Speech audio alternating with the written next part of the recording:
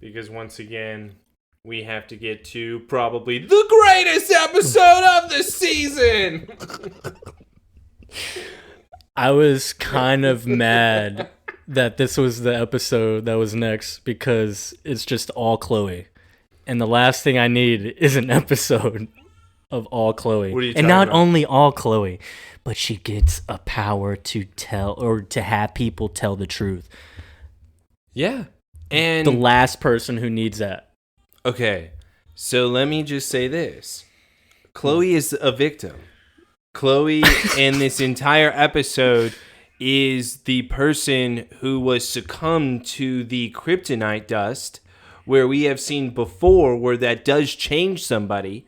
So we don't even know if this is the real Chloe. Not only that, but everything is Clark Kent's fault. It usually is, so I'll always be behind that. So. All right, this one is so, and I can't wait to get into it, but just know that if Clark would have done his job, then a lot of this episode would not have happened. Yeah. But again, this is typical Clark behavior, okay? So I'm not too mad about that. But He's consistent, at least. But let me tell you this, and this is why I'm already starting out hot. So whenever I watch this is where it kind of started between you and I, where you were making me watch these later season episodes. Yeah. And I'll always remember this one because I was like, man, Chloe sucks. Chloe is the one that's trying to turn on Clark. She's just using this as a manipulation tactic, blah, blah, blah. I was so against her. Yeah, you kind of were. But now, after having to study each and every single scene individually and each of these characters as if they are my own children, That's right. I want to say Chloe is the victim. And I apologize for not seeing it at first. I just want her to know the 9 years stays with me forever. And I think she is truly wonderful. And it's, the last thing I need is for Taylor to hit this whole thing. Because he warned me he had a bulletproof defense. This is bulletproof. This is completely bulletproof. And this is the beginning. So I hope everyone enjoys that. By the way, the defense is in the first 5 minutes of the episode, so we're all good. Whoa, her daddy. No, don't worry. We'll get to it. All right. All right. But I like how you mentioned the kryptonite dust because that is a major callback, honestly, because we've dove deep into the myth of the supposed kryptonite dust. Well, yeah, and I don't even know if it's dust or if it's air, just some type of chemical that they've now turned kryptonite into once again. Yeah. It's another weapon. Obviously, we find it in a Luthor lab. It's just coming down to who did it. I don't want to spoil anything, but seriously, it's both of them. They're both awful. Yeah, I have no defense for them, I don't think we have one for them, but Oh, God, and Lex just makes me want to puke. it's actually kind of crazy because remember we thought, oh, it's kind of just happening out of nowhere with Lex now. We don't know what's happening, what he's thinking, really, what he's doing. But at least we've seen how consistent it is that he really is not making any sense now. Because in this episode, you're like, okay, Lex, I think you're the villain now. I don't know. But see, that's why even with the episode before last, where I'm even trying to understand what he's wanting to do with Lionel and their relationship, why doesn't he just tell your dad, you tried to turn me in for Metron Labs? It's just him going to the FBI. It's not enough because now I don't know if this is real or not. Yeah. So is he only saying these things because he wants to get closer for the FBI, or does he really feel these things? It's like he's trying to convince himself it's one or the other. The audience is even like, Taylor, you sound like an idiot right now. What are you even talking about? No, Exactly. No. They're going to be addressing us because I'm right there with you, dude. It doesn't make sense to me. It really doesn't. Another fun fact to have before the start of the episode, I'm sure you're happy about, kind of. Jonathan's not in this episode, and this is the first episode that's happened that way. Yeah, because he needs a day off after getting his ass whooped by a guy with liver problems. Yeah, the guy who won showed up. Yeah, the guy who wanted to have sex with his wife. Guess what? He probably did after that fight. She probably healed his face or something. I'm so upset with Jonathan still. Well, maybe it's good that he's not in this one then. He needed a timeout. Everybody needed a timeout from Jonathan, and I'm just still getting people saying, Taylor, take it easy. Taylor, don't say bad things about John. He's trying. You know what? Try harder. Honestly, they should, because pathetic. Pathetic. It's like, wow, you're really defending this guy. Look what he's doing. Look at this guy. Are you seeing what I'm seeing? He's not the best. He had, 2 good episodes this season?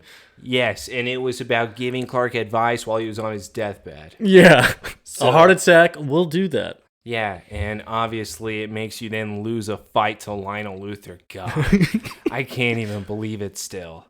John's a badass. John can do this. John's a great man, great father, can do it all. No, John can't do anything. So, you know what? Poor John, man. I'm tired. Thank God he's not in it. Thank you for reminding me. You're welcome.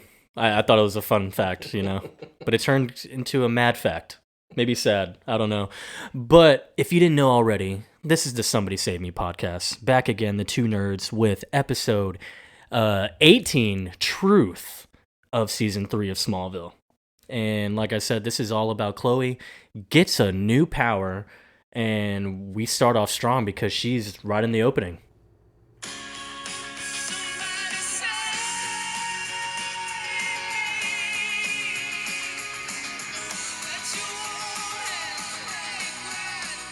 And thank God she is, because that's how you know an episode is going to be great, is when it's nighttime and Chloe Sullivan is then pulling up in a vehicle that we have never seen before, up to a house where it is a big older man who has a LuthorCorp symbol on his truck, briefcase and all, comes out, walking to his house.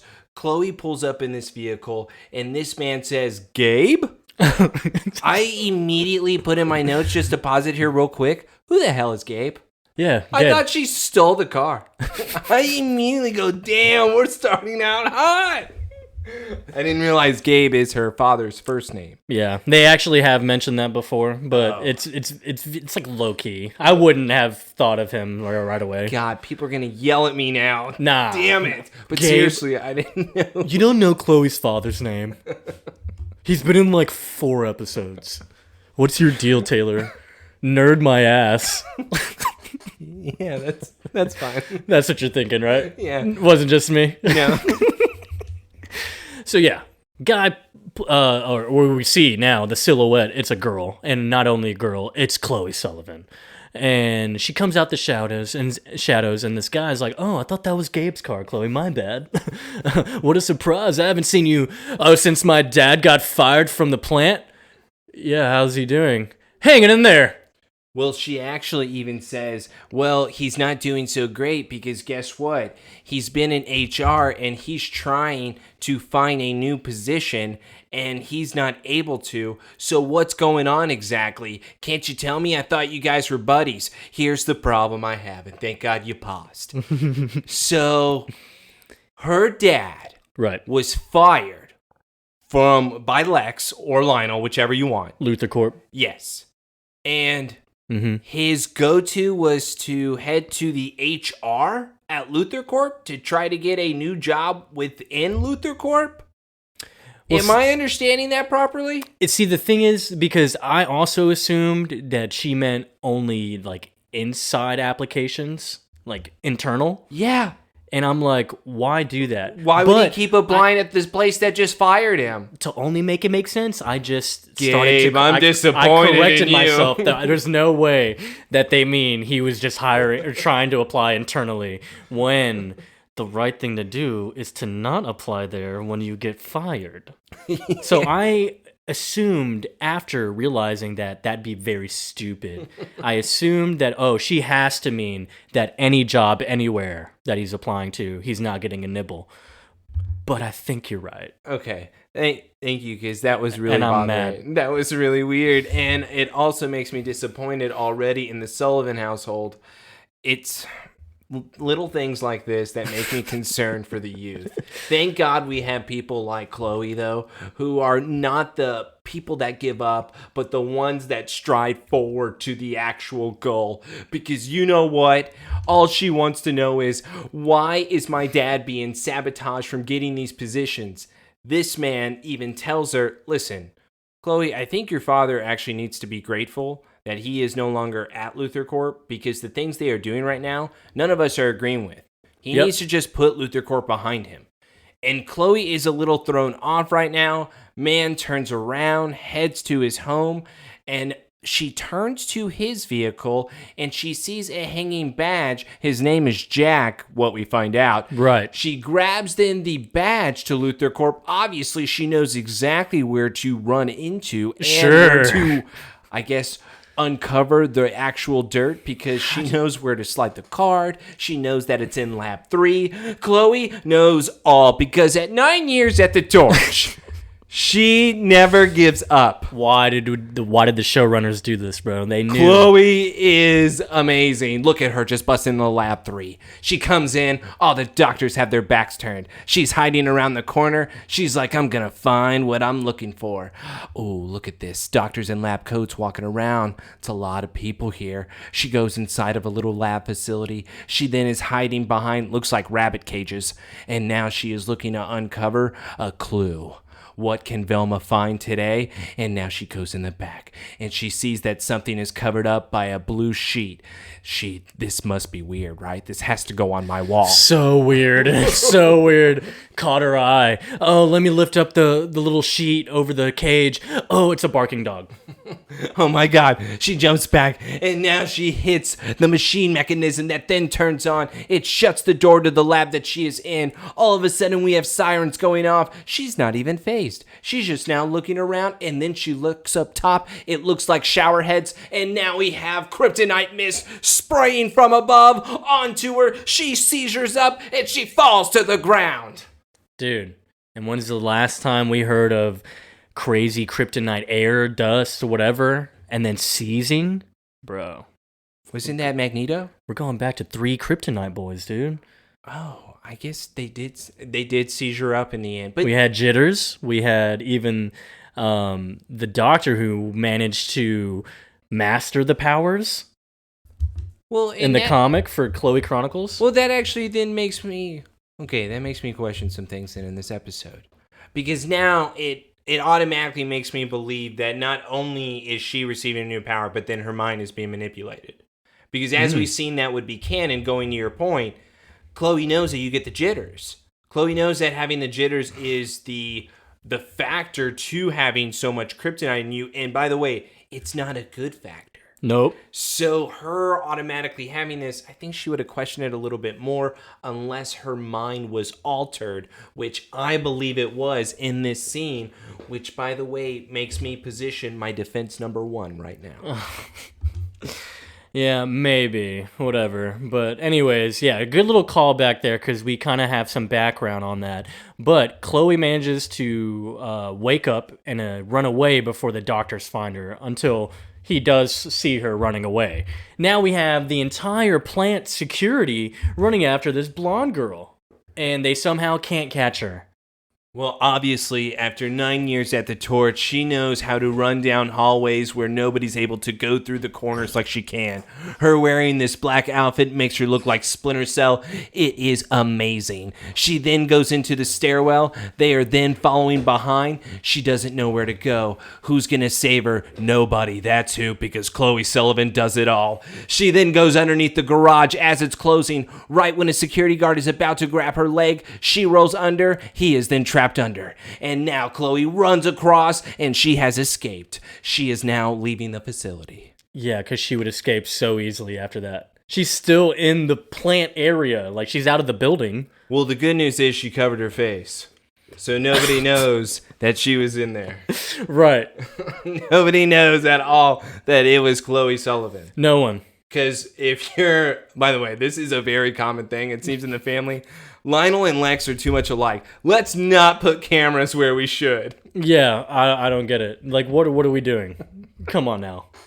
Like, is it a Luther thing? Is it really? We should put a camera here. No. Why would we do that? We don't want one there. What are you thinking? You're fired. But we would be able to see everything. Where's the fun in that? Do you not know this is a game? You're not get out. Let me tell you about the Romans. You know that you want the Greeks today or you want the Romans? Huh? Dad! He wants Greek. Oh, Lionel just comes downstairs, putting his hand through his hair. Sorry, son. I only know the Italian today. Whatever, tell him. You know? No. Luthers are idiots sometimes, you know? I think they're great. No, yeah. They are in a lot of ways, but they're also just very... Everyone's sarcastic. stupid. They're awful because somehow they have a weird bond, and I don't know where any of this is going between Maybe them. we'll just never get it because we never had that relationship with our dads, you know? And, yeah, we're just not as close. Yeah. Well, maybe we're the minority here. Maybe we're the other people who understand. God, It's like, yeah, this is how your dad would be. Should have raised me better. I'm going to raise my son like how Lionel raises Lex. That's what I'm going to do. Make sure you time a meteor shower around San Antonio, dude. And you, of course, just... Shave his head. Yeah, shave his head. Shave his head before the meteor shower. Because you never know. It might not happen. But you always got a plan B. Plan B, that's right.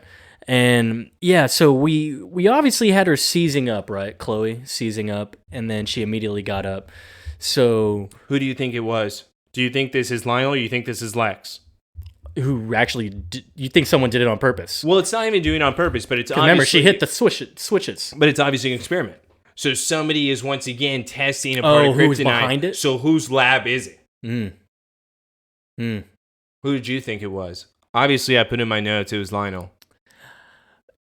As far as right away, I don't think I really had that thought. Like, who's doing that? But it's like it's LuthorCorp, so I think in the back of my head I'm just thinking it's either Lionel or Lex. But after watching it, I'm thinking Lex. Oh, why? Are you serious? I would never think Lex right now. Because Lex doesn't make sense to me, so I can never guess him. He is the ultimate Joker. He is the crazy wild card. Yeah, you just don't know what his... Like, he could tell you a story about his real life, and you don't know if he was lying or not. He's pretty good at it. Yeah, he's very good. Yeah. He also had Father Liar as his daddy. So, but enough about them, dude. We're going to Smallville High. All right. And now we are in defense number 2. Oh, God. Hey, Chloe. Been trying to break through the plane of Chloe for 2 halls right now. Clark running down the hallway at Smallville High, yelling for Chloe. Chloe then turns around and says, "Whoa, sorry. My mind is just elsewhere. But hey, Clark, can you help me out with something? I believe that I told you to do a report over Mrs. Taylor, who happens to be the Time Teacher of the Year. So I'm going to need that report here because I told you to do it. Do you have that report?" Well, I called her and left a message, but didn't get a call back. Is that real? And Chloe really looked at him and was like, "Clark, you know, if you want to really be a journalist, you're going to have to do more than just leaving a message." Clark, I bet if I told her to show magic, you would have done it the next day. All right? You need to get it together already. And you know what?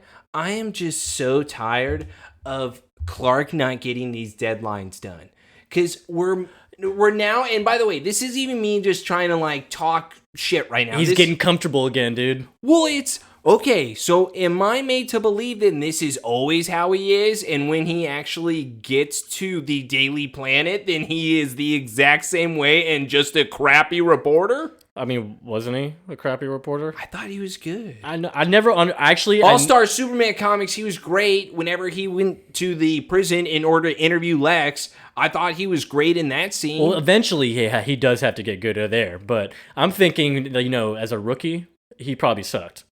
Well, he's awful right now. I would put him back on the lunch menu at this point and the mats. Go write about the new mats in the gym, Clark. I'm tired of this. Look, man, they became friends again, and now he's getting too comfortable. He's getting too cozy. He's like, oh yeah, Chloe would be cool about it.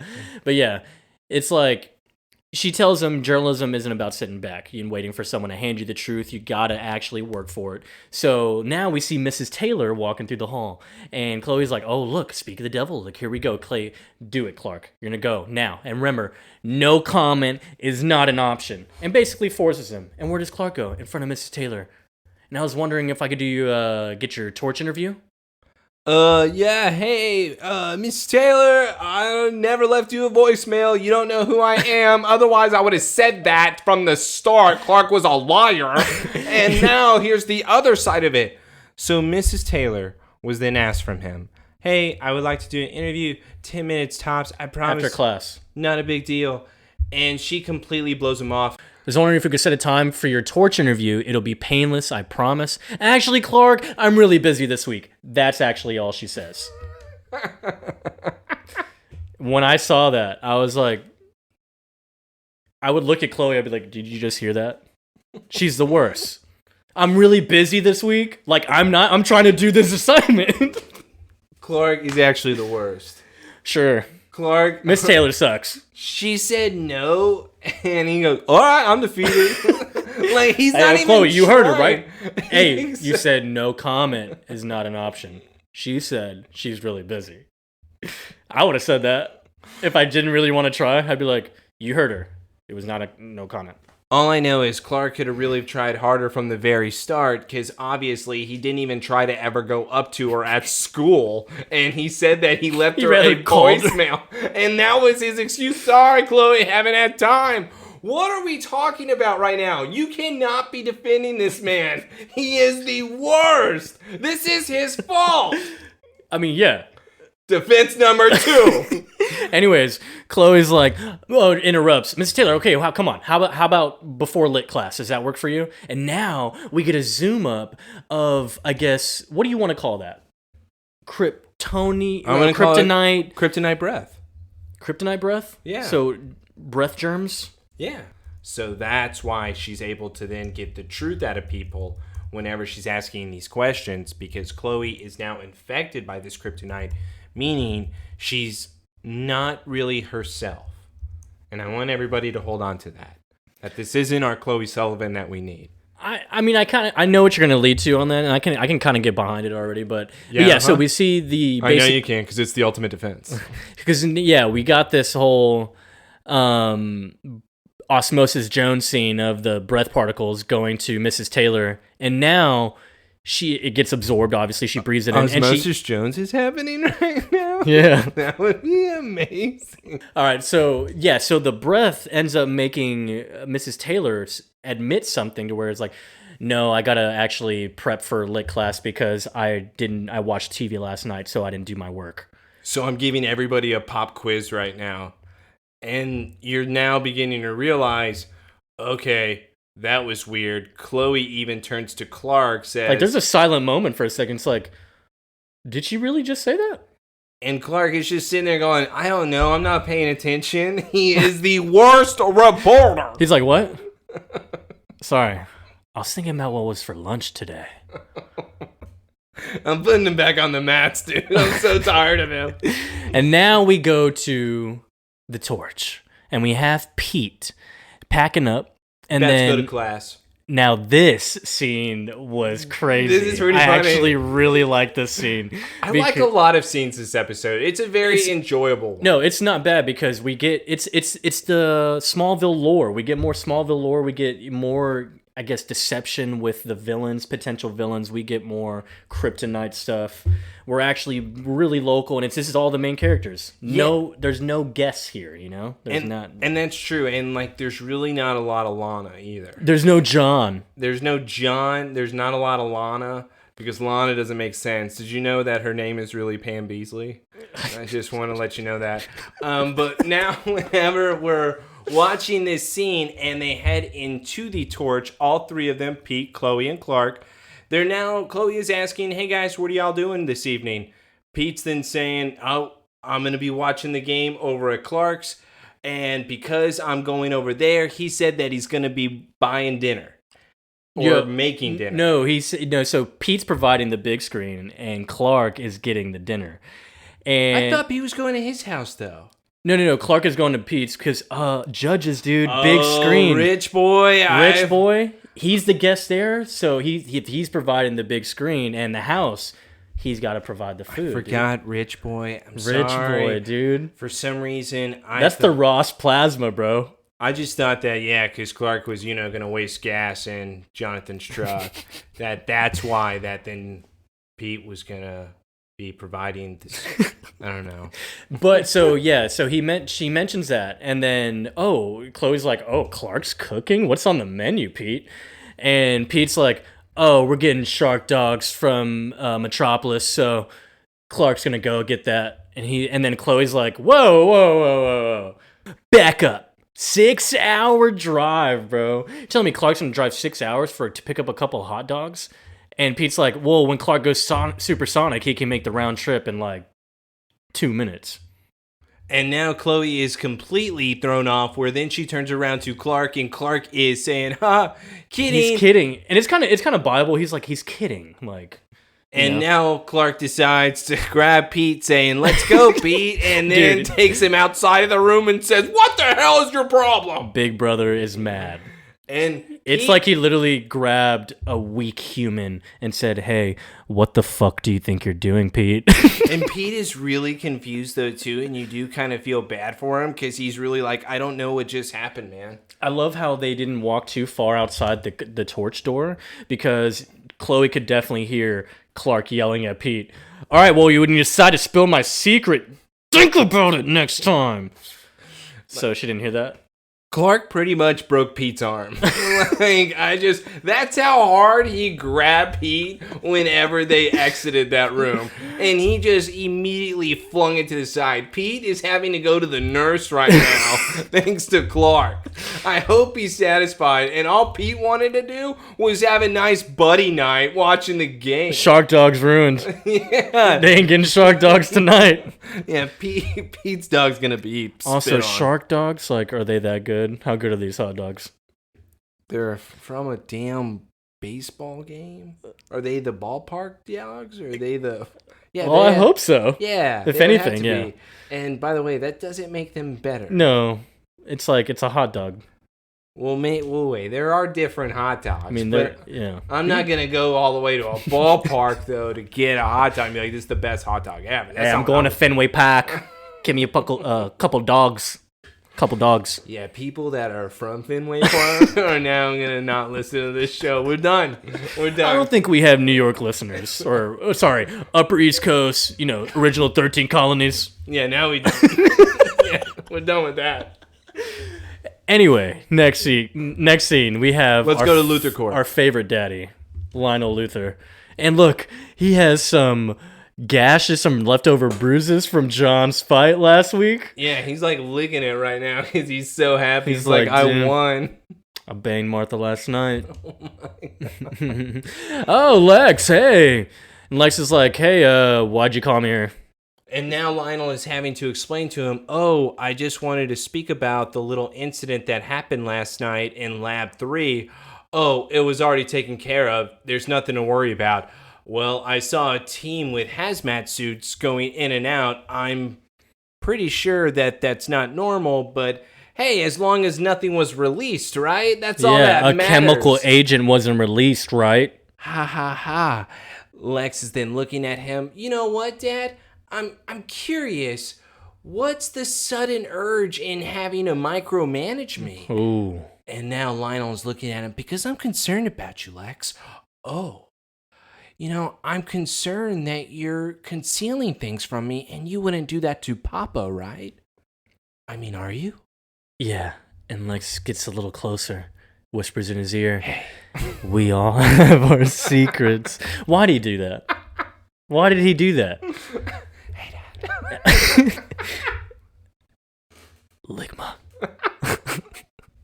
I don't know why he did not even put it in my notes. I go, why did we just get that close? You're the only two in this office. It was a simple question, too. It was like, you're not deliberately concealing things from me, are you? No, I'm not. See you later, Dad. That's what we could have done. But no, we had to bring the soap opera part Yeah, of into course it. We said, hey, Dad, we all have our secrets. Bro, why do you do that? And then Lionel makes a weird reaction to that statement. We all have our secrets. And Lionel's like,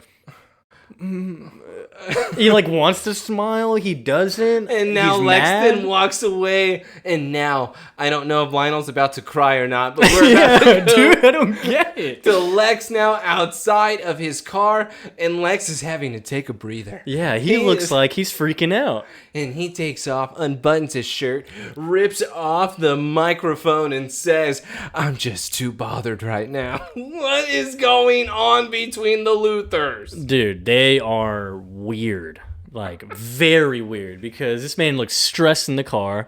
And he's taking off the wire. He starts the car and cut. What are we doing? What are they doing? What is this cat and mouse game? Is it even cat and mouse? I don't know what they're playing anymore. I've been trying to figure out their game the whole time. It's like, I don't know, dude. They're really weaseling. They're just being super weasels right now. And it's like, who has the upper hand? I don't know. Maybe they're playing like Mousetrap. Just trying to capture each other. There's like not even cheese. There's no reward. There's nothing here. There's nothing here. It's like, I think y'all got lost in the game. Yeah, it's whoever doesn't get trapped is really the name of the game. Or maybe it's just to a point where, are we getting too far now? We're just so sunk in the game. Like, this is our lives. Like, we're not even going to be petty or anything like that anymore. It's just pure manipulation. Like, yeah, planes going down, Yeah. saving from hurricanes. Yeah, you know what? Let the games begin, motherfucker. I mean, I'd go full sociopath. This is awful. I'd go full sociopath for sure. I don't know what is going on between them at all this season. It's hardcore and it's disturbing. It's like, did you ever watch that movie like Ready or Not? Is the that hide and seek game? Yeah. Where the guy brings his wife, his new wife. Yeah, and they're the Meets the family. family. Yeah, and they're the family of the actual like game company. Yes, I have. And they play a game, but that's the vibes I get with these two. Like, there's those people that are just getting really lost in this ritual of game, and like they are. And we've seen before. I mean, Lex has physically killed someone. I think multiple people, and Lionel has definitely killed people. Yeah, well, we saw even a couple episodes ago what he does to an entire lab facility whenever there's about 20 bodies of doctors just laying across. And then Lionel looks at his son and says, "Well, you think I'm that sloppy?" Okay, Lionel is very sloppy all around. That was Adam, dude. Well, no. Lionel was very sloppy, though, in yeah, everything yeah. that he does. So him even trying to... Is he trying to have Lex admit that he's doing experiments so then he can say, "I'm proud of you"? Is he just wanting something to be admitted to him? Because I really am trying to figure out what Lionel even wants. Is he just like wanting his son to admit it? Because even if Lex does say, "This is what I'm doing," what's Lionel's reaction? Yeah, Lionel really wants him to best him in whatever sick way that is. Like, did you succeed in an experiment? I'm not impressed. Yeah, if you didn't, then I hate you. But did you? I'm not impressed, Lex. Alexander! Okay, but if you did, I want to know. So now we get away from those two buffoons. We go back to the other two buffoons. Well, let's go Clark now and Chloe. to a scene that also proves why Clark is a horrible reporter and why everything is his fault.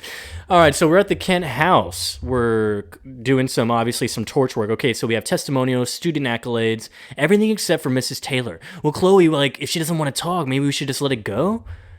And then get interrupted by Martha. Martha comes in with the groceries. And Clark goes out to help with the rest of the groceries.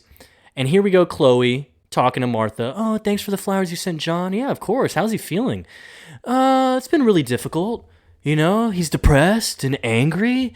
And, you know, I worry that when he comes out of this, he won't be the same man that I married. And yeah. And now they're just looking at each other, and Chloe's like, what? And damn, that's crazy. Like, how's Clark been handling all this? That's very emotional, by the way. That was pretty sad. If I'm Chloe, I'm not going to continue the conversation. Oh, this is your defense number 2? Yeah, well, this is still a part of the defense, number 1 and number 2. Clark is number 1. Or, I'm sorry, the Mist is number 1, Clark is number 2. Gotcha. So right now what we have is the Mist, still affecting Chloe's brain slowly but surely. Why? Because now it's Martha then revealing these sensitive subjects. You would think that Chloe even would then stop the conversation right away because now we're getting to an inappropriate area. But instead... But Chloe loves inappropriate areas with Kent's, dude. Not with John.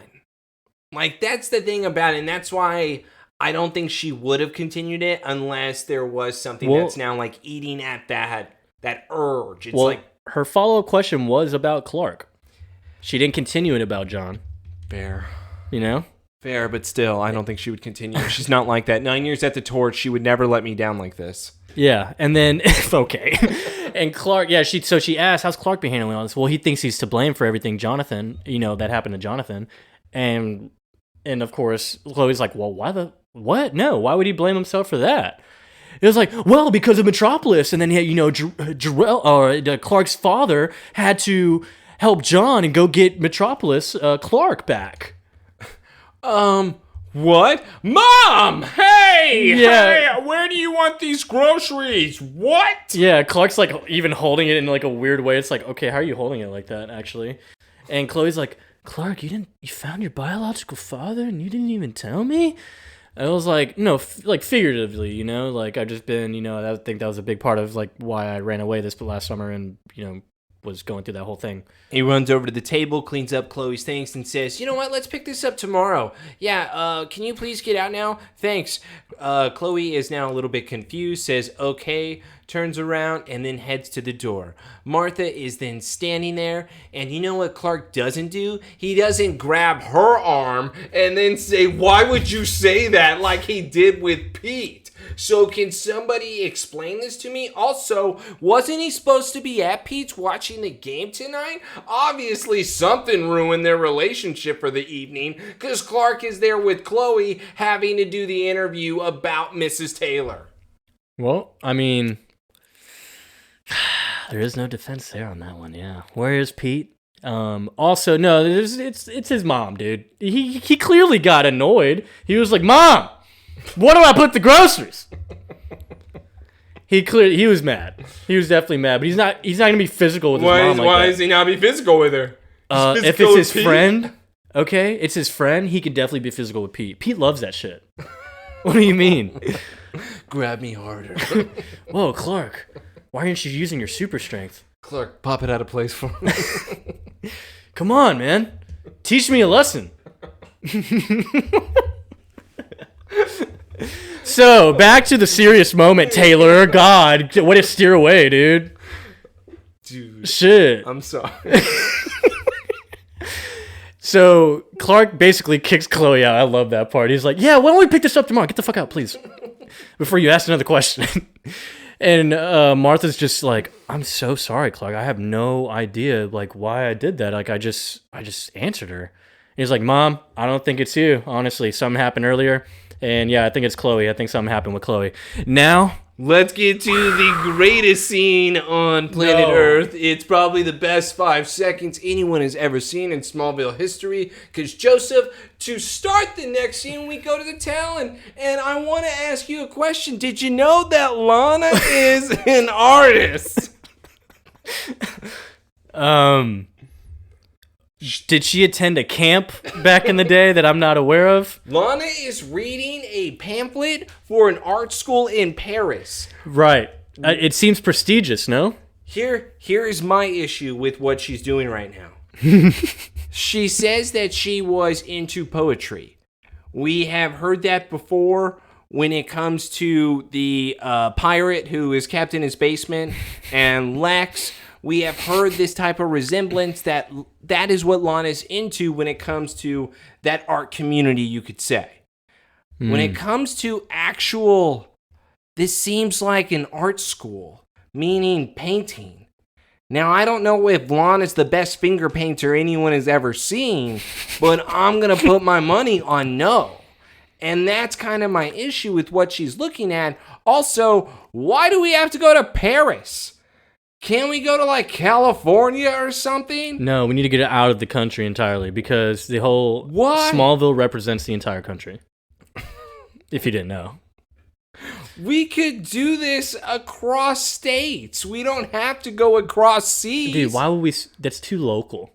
It's too local. I need a whole ocean to separate me from my country.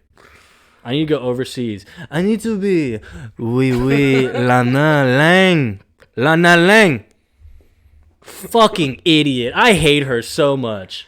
The good news is if she does go to Paris after all, and spoiler. Oh, yeah. Spoiler. She does.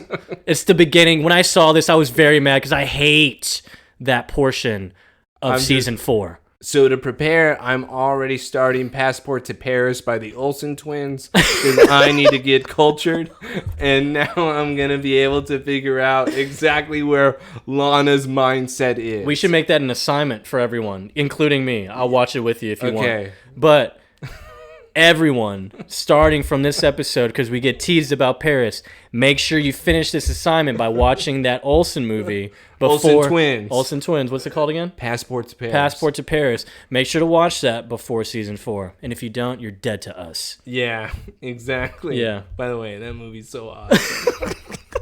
Anyways, so yes, it's a real stupid moment that she's reading a brochure to it looks like a prestigious art school in Paris, and she looks really optimistic reading that brochure.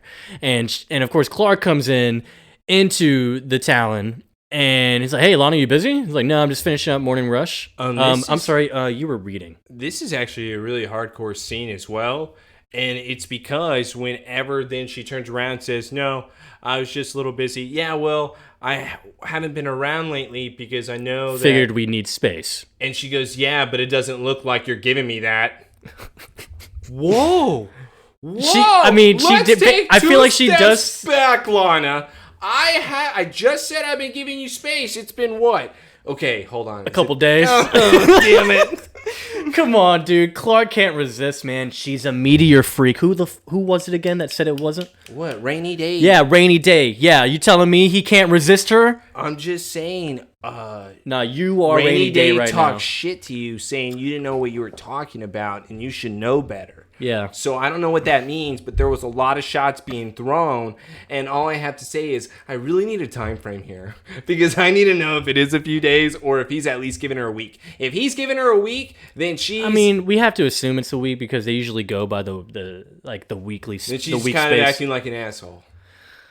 Yeah, which is right. I mean, we remember what Clark did, right? He stole the kiss. Yeah. He stole a kiss, and I can't ever forgive him for doing that. And I get it.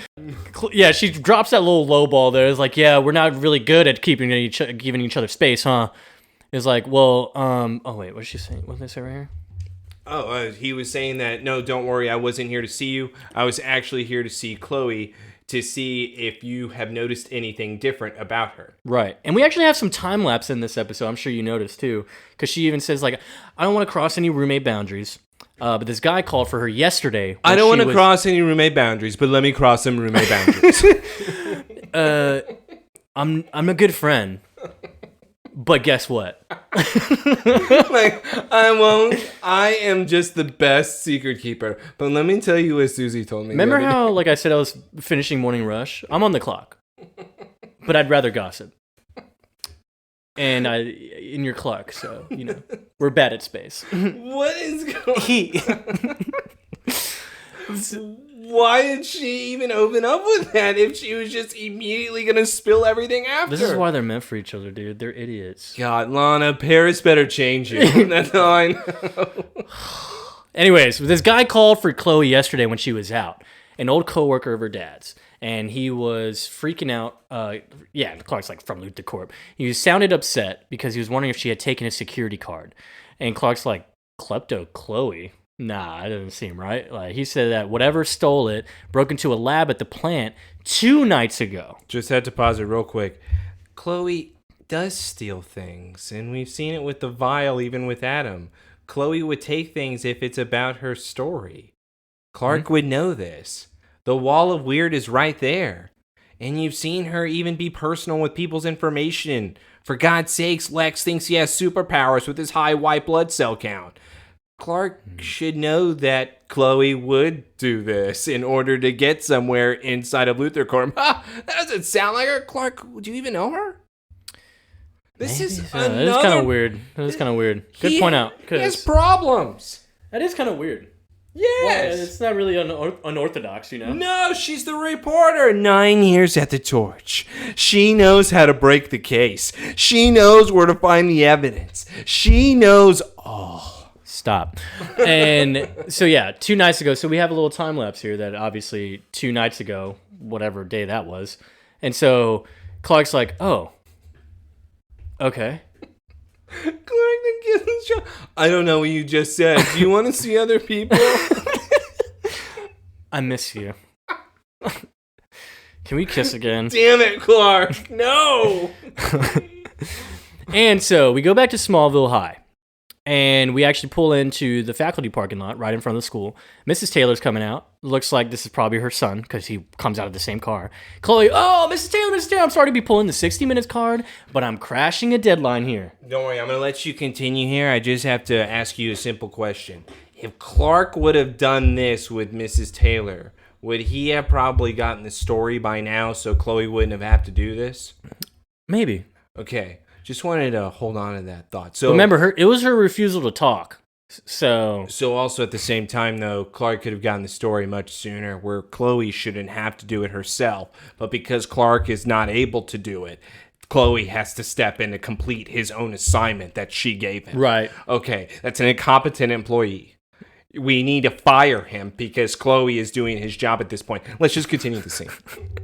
So Chloe stops her. I'm crashing a deadline here. Can we just pop this off really quick?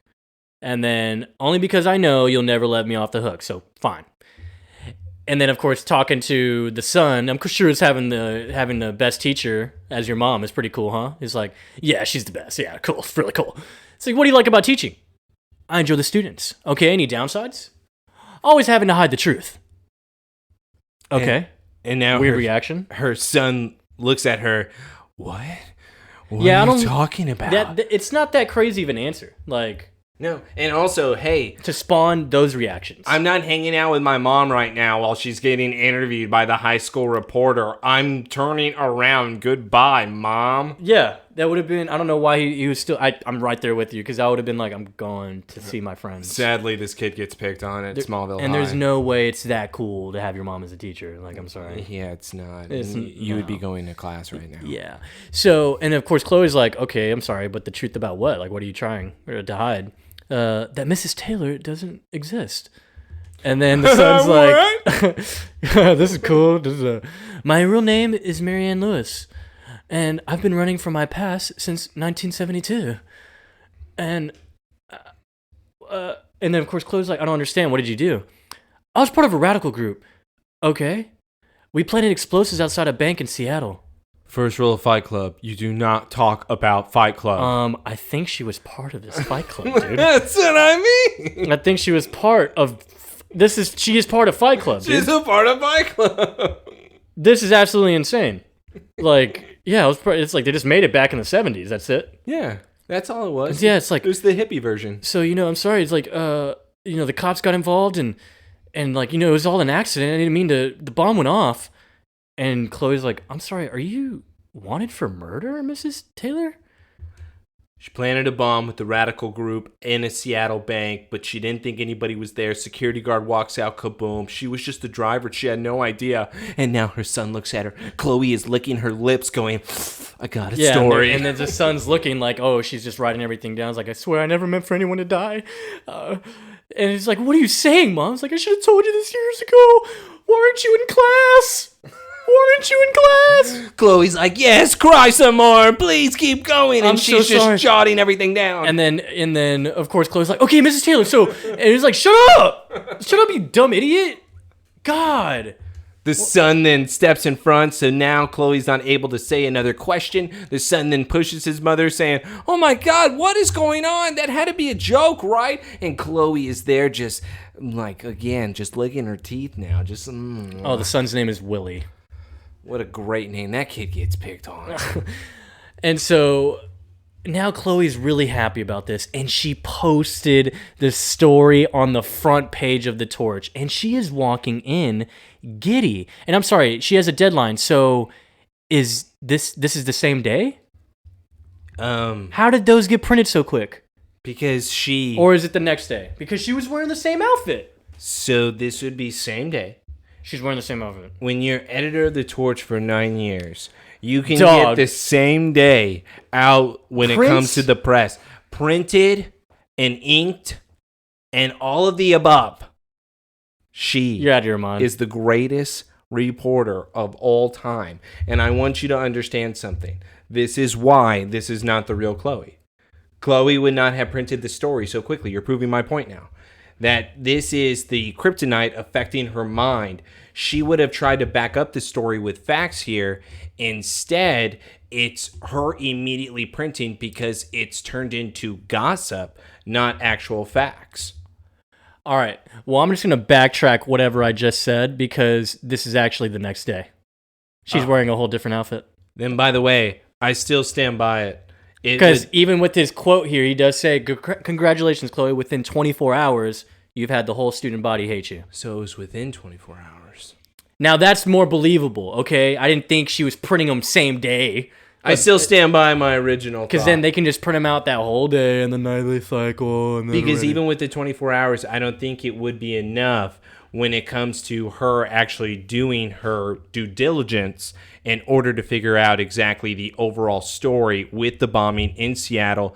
She would have had to have some type of eyewitness report. She would have to have talked to somebody, maybe get the cameras from the 1972s, if there were any. Either way, she would have known the contacts. I give her all of this. It just would have taken longer than 24 hours if she really cared about the story. But she doesn't. She just cares about what's going to be shocking. And that's where now she turned into a gossiper. Clark does say within 24 hours, you've got the whole student body hated you because she posted the Mrs. Taylor story as front page news. And of course, Clark is already questioning her, like, look, you're taking this way too far. Did you break into the lab the other night? And it's like, oh, so you figured it out, huh? I guess there's a bit of journalistic power between those blue jeans, huh? Those blue denims, Stupid. And now with Chloe and Clark, where Clark thinks, hey, I need to take you to the hospital. I think something serious has happened. Chloe then says, oh, yeah, isn't it so much fun? And then she walks up to a girl named Rebecca, who she then decides to, once again, not ask a serious question, but instead ask gossip. It is gossip. It's like, hey, so, everyone failed that geometry class test and got C's on it, but you got an A. How'd you do that? Oh, I swiped the answer key today before the test. And then everyone's just Clark then looks wide-eyed and is like, oh my God, Rebecca. Nah, he's cool about it. Look at it. He's like, no, he's like, I'm going to tell on you. Really, bitch? In my school? On my land? Chloe then is extremely happy with herself because Rebecca now is panicking. You're not going to tell anybody now, are you? She is pretty much laughs, going to cry. But she's a villain. Chloe's a villain right now. Exactly. Hold on. No, she is not a villain yet. But obviously, once again, these are where Chloe is not after any type of real story here, which is why it's confusing to me and why I don't believe this is really her. There's no intelligent question being asked. And this is where it gets even worse because now, you would probably have to expel her after this incident. Where she then walks up to a girl named Mindy, who is the head cheerleader. Hey, Mindy, you're always so upbeat. What the hell bothers you? You know what bothers me? Our shitty football team and how much they lose. It's so hard to cheer for a losing team.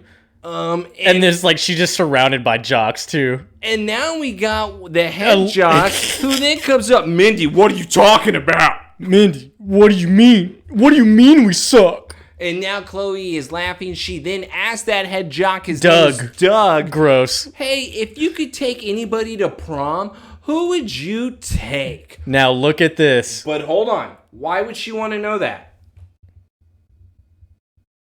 Why would that be a question?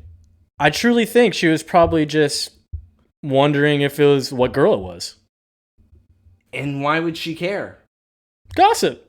So this isn't the real Chloe.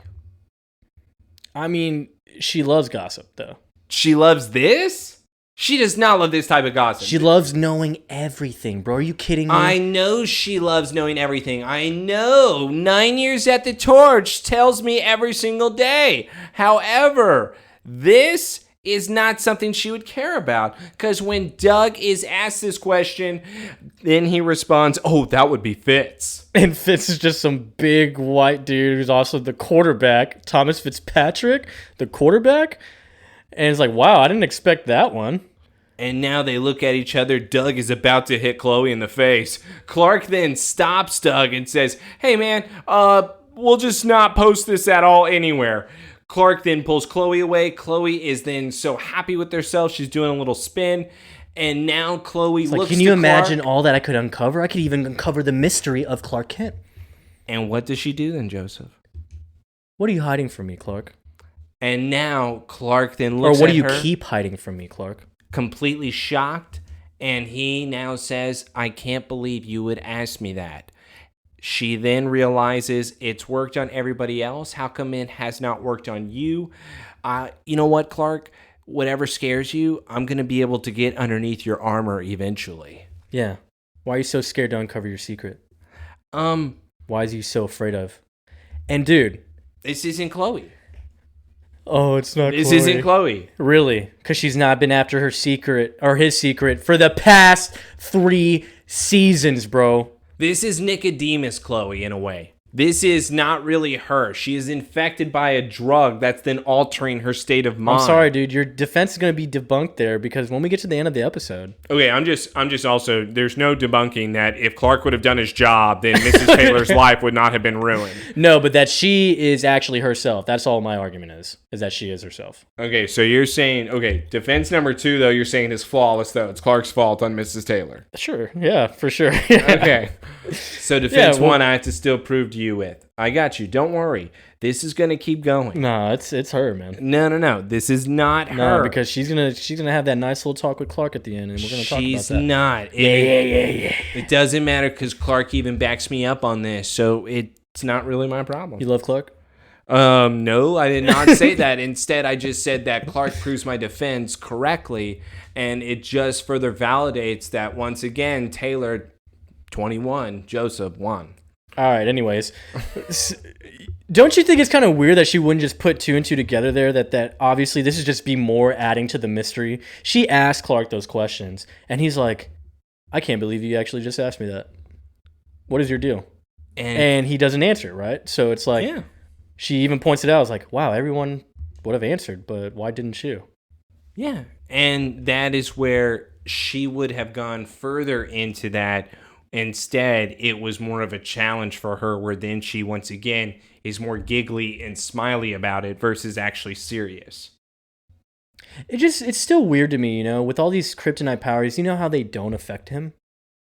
And some do. Yeah. Like Delete, where somehow he was able to be mind controlled in order to hit Chloe with his car, but yet breath for kryptonite is not able to affect him whatsoever. Well, did we? I don't think we labeled that one as a kryptonite power, bro. Oh. Delete. Yeah. So. Yeah, that was just the algorithm. It was just green, I guess. Okay. Coincidence. Then actually that further validates Delete then. So that would then explain why her power would have worked. That shit's practically magic, and magic works on Clark. That's true. Interesting. Okay. Because that's basically hypnotism. Let's just remember that, because then there could be things that are said that are incorrect then. Oh, for sure. That are supposed to be canon, but I think we proved the show wrong with what we're validating right now. Yeah, and then it's like, remember Mr. Touch? God, that better than the creators. That didn't work on him. And then that shows Kryptonian breath particles, or kryptonite breath particles, and it somehow doesn't affect him. And is it like a weird thing, like, oh, you're from this land, so these molecules wouldn't hurt you that way, but with humans it would penetrate better or more? I don't know, because it's something of foreign substance.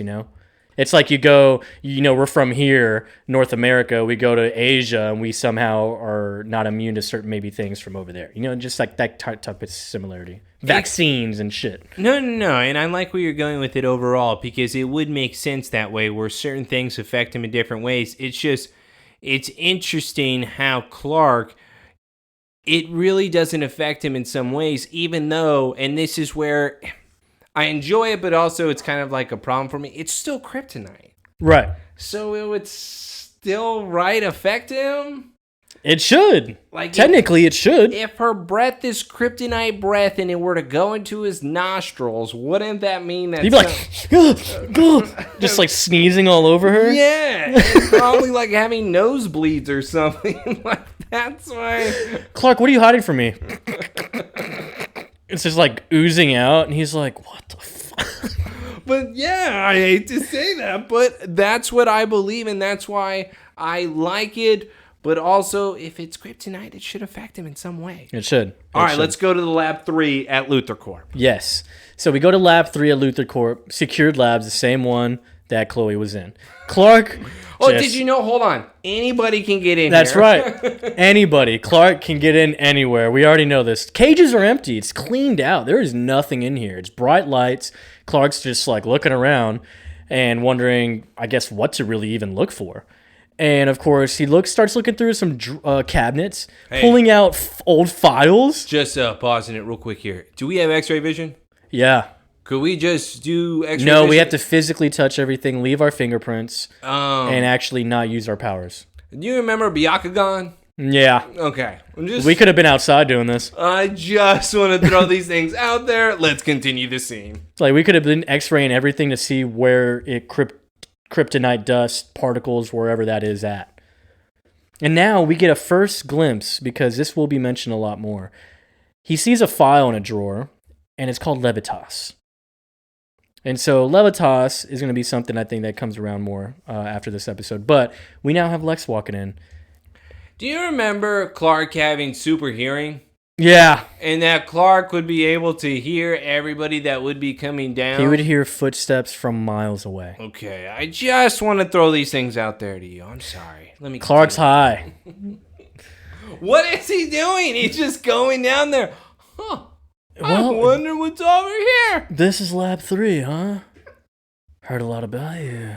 Yeah, Chloe got infected with something. I wonder where it is. Time to play a game. I spy. Like, what is he even doing? Because when Lex does come in here, he's just like, hey, idiot, what are you doing? Unauthorized visit, huh? He's like, I got to check with my security team. He's like, oh, the door was open. I was like, oh, it looked broken to me. So yeah, I definitely will get my security team to look at that. So Clark broke it, which then would validate that he is super strength. That would then validate that he is stronger. He's like just a dumb brute or something. I don't get it. He's like a monkey. He's like a gorilla, bro. Just no strength. I'm stronger than you. I am man. I am better. I am Marshall of this Smallville. That's how he started dominance. Door says locked. I say no. Locked? Yeah, right. Not in my town. Want to tell me why you're here? I'm worried about a friend, Lex. That friend wouldn't have happened broke into my lab a few nights ago, huh? Would they? All right, cool. Awkward silence. I'm going to guess yes. That's the same friend. Hey, Clark. Why don't you tell me? You only have 3 friends, right? Okay. I'm just going to do process of elimination real quick here. Yeah. On who I think this would be. Pete? Chloe. Weird reaction. It's Chloe. He would find out in literally 3 seconds. Lex, if he tried hard enough, he could easily find out Clark's secret. If he tried hard enough, my God, he could fool him so quick. In one of these situations, he would just be like, how'd you break that handle? And Clark would smile. Wouldn't you like to know?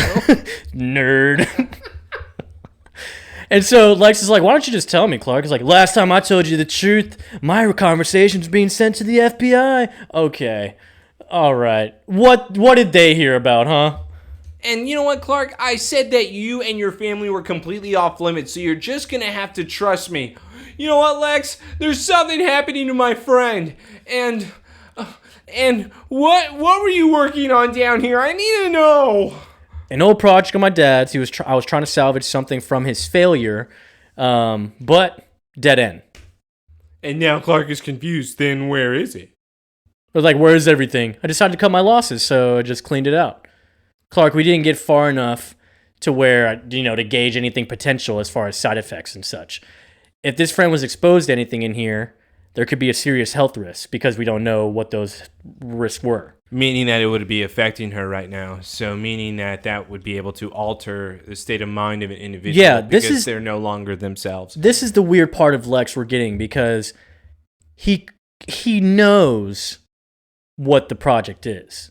Yeah. Of course. And so he's clearly hinting like, not going to tell you what it was about, but, we didn't gauge any potential side effects and, could probably die or something. Hey, so Clark, do you know what those side effects are by chance? Do your friends got something? What do they have? Tell me. I can't help if you don't tell me a name, Clark. Also, come on, man. I don't know what they have. Hey, know? Side effects? What? Yeah, who is it, Chloe?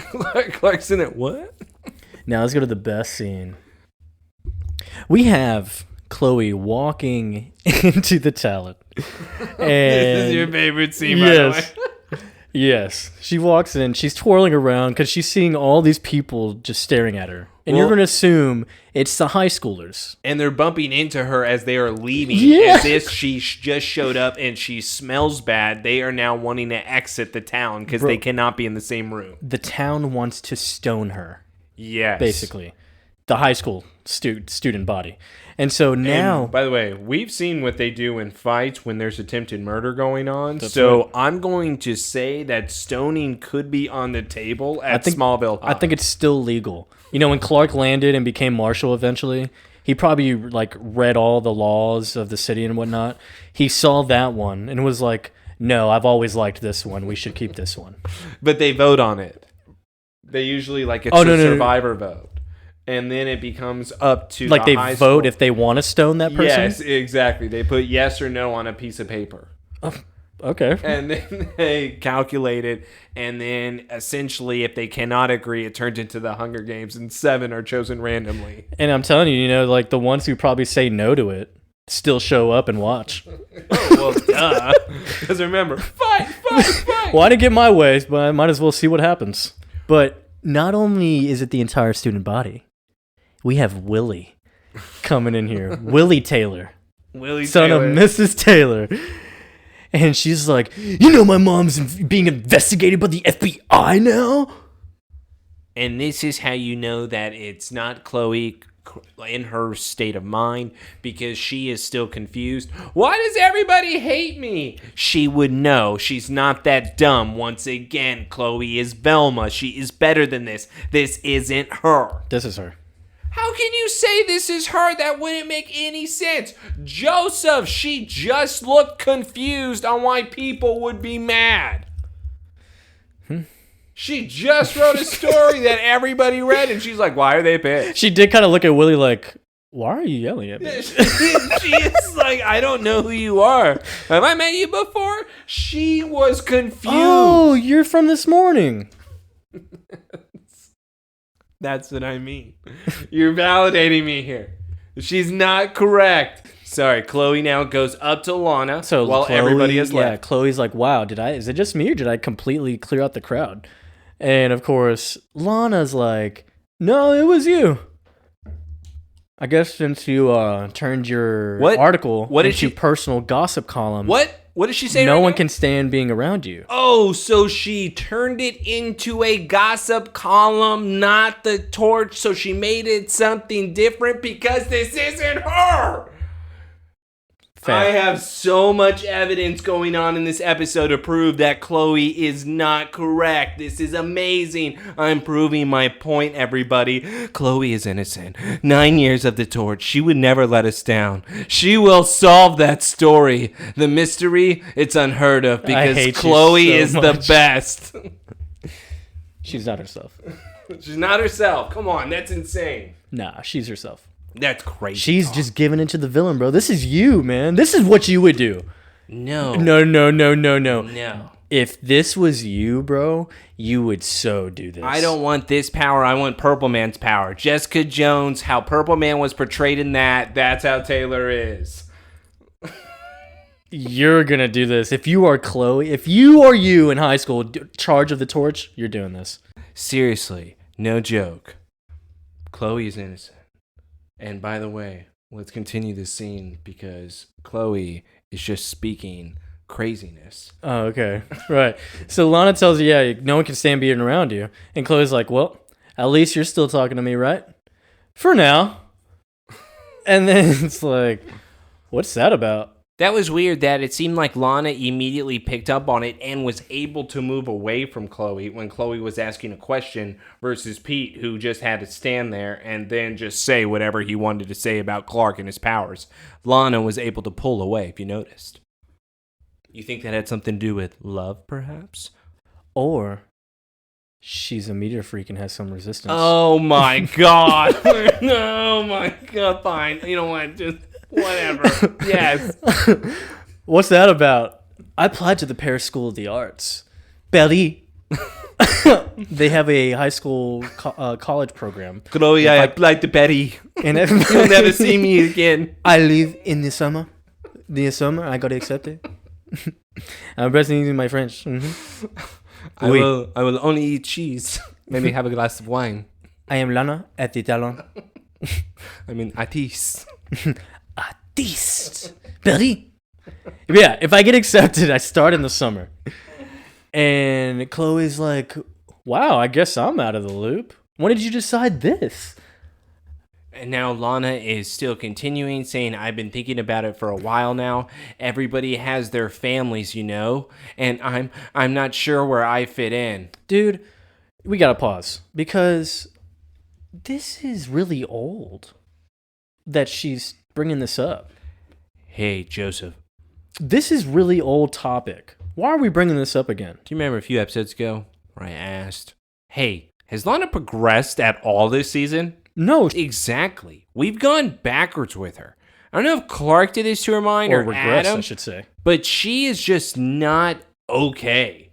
And she is exactly like we're going back to old problems where we thought she was over them and they're just being brought up once again. And that's why she's, of course, wanting to run away from her problems, like Louise wanting to be an actress somewhere. Instead, she's wanting to go to Paris. But this is Louise. Exactly. This is her family.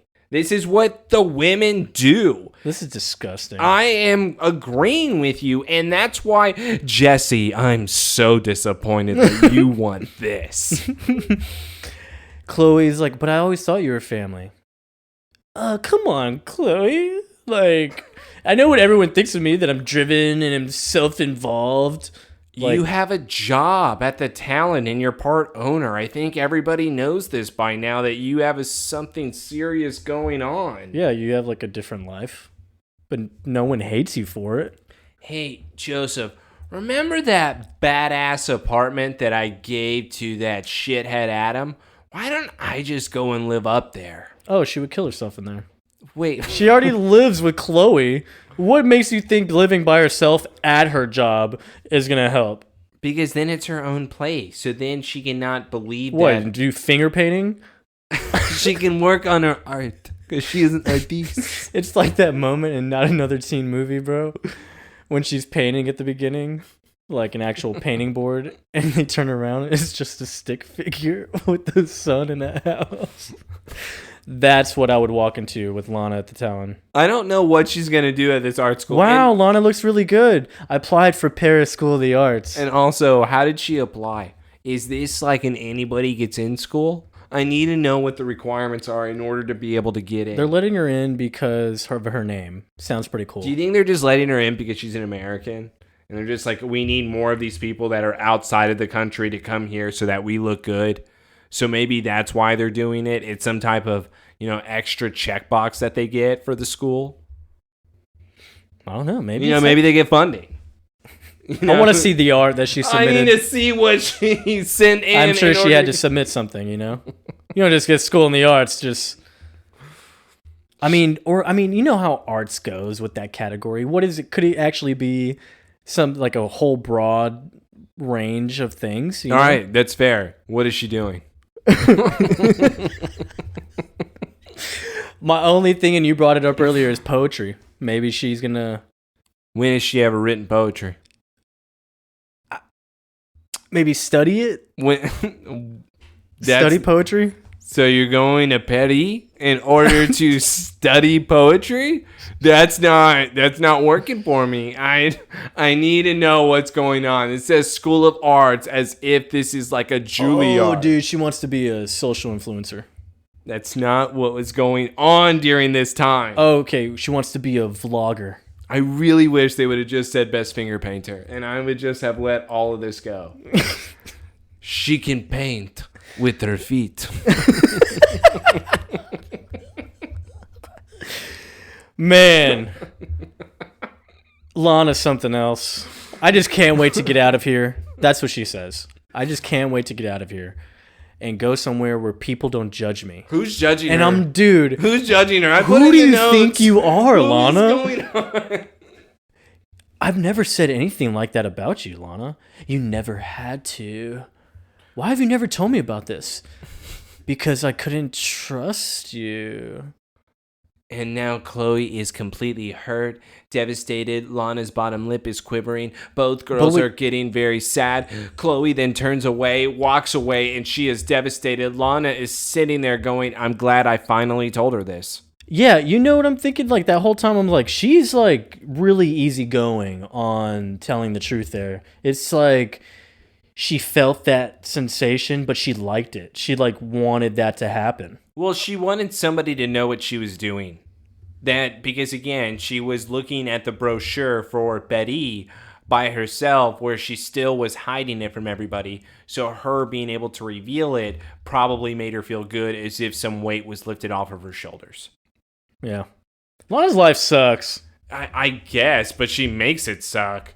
Dude, it sucks pretty bad just all around. No, she does terrible life decisions.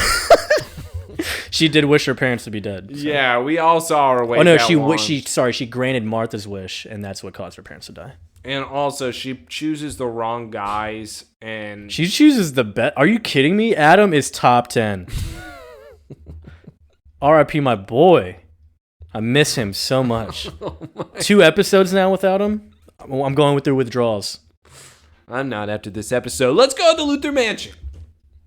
Chloe is then sitting on the couch, and then Lex walks in, and she says, hey, Lex, why did you call me in here? And can you please stop wasting my time?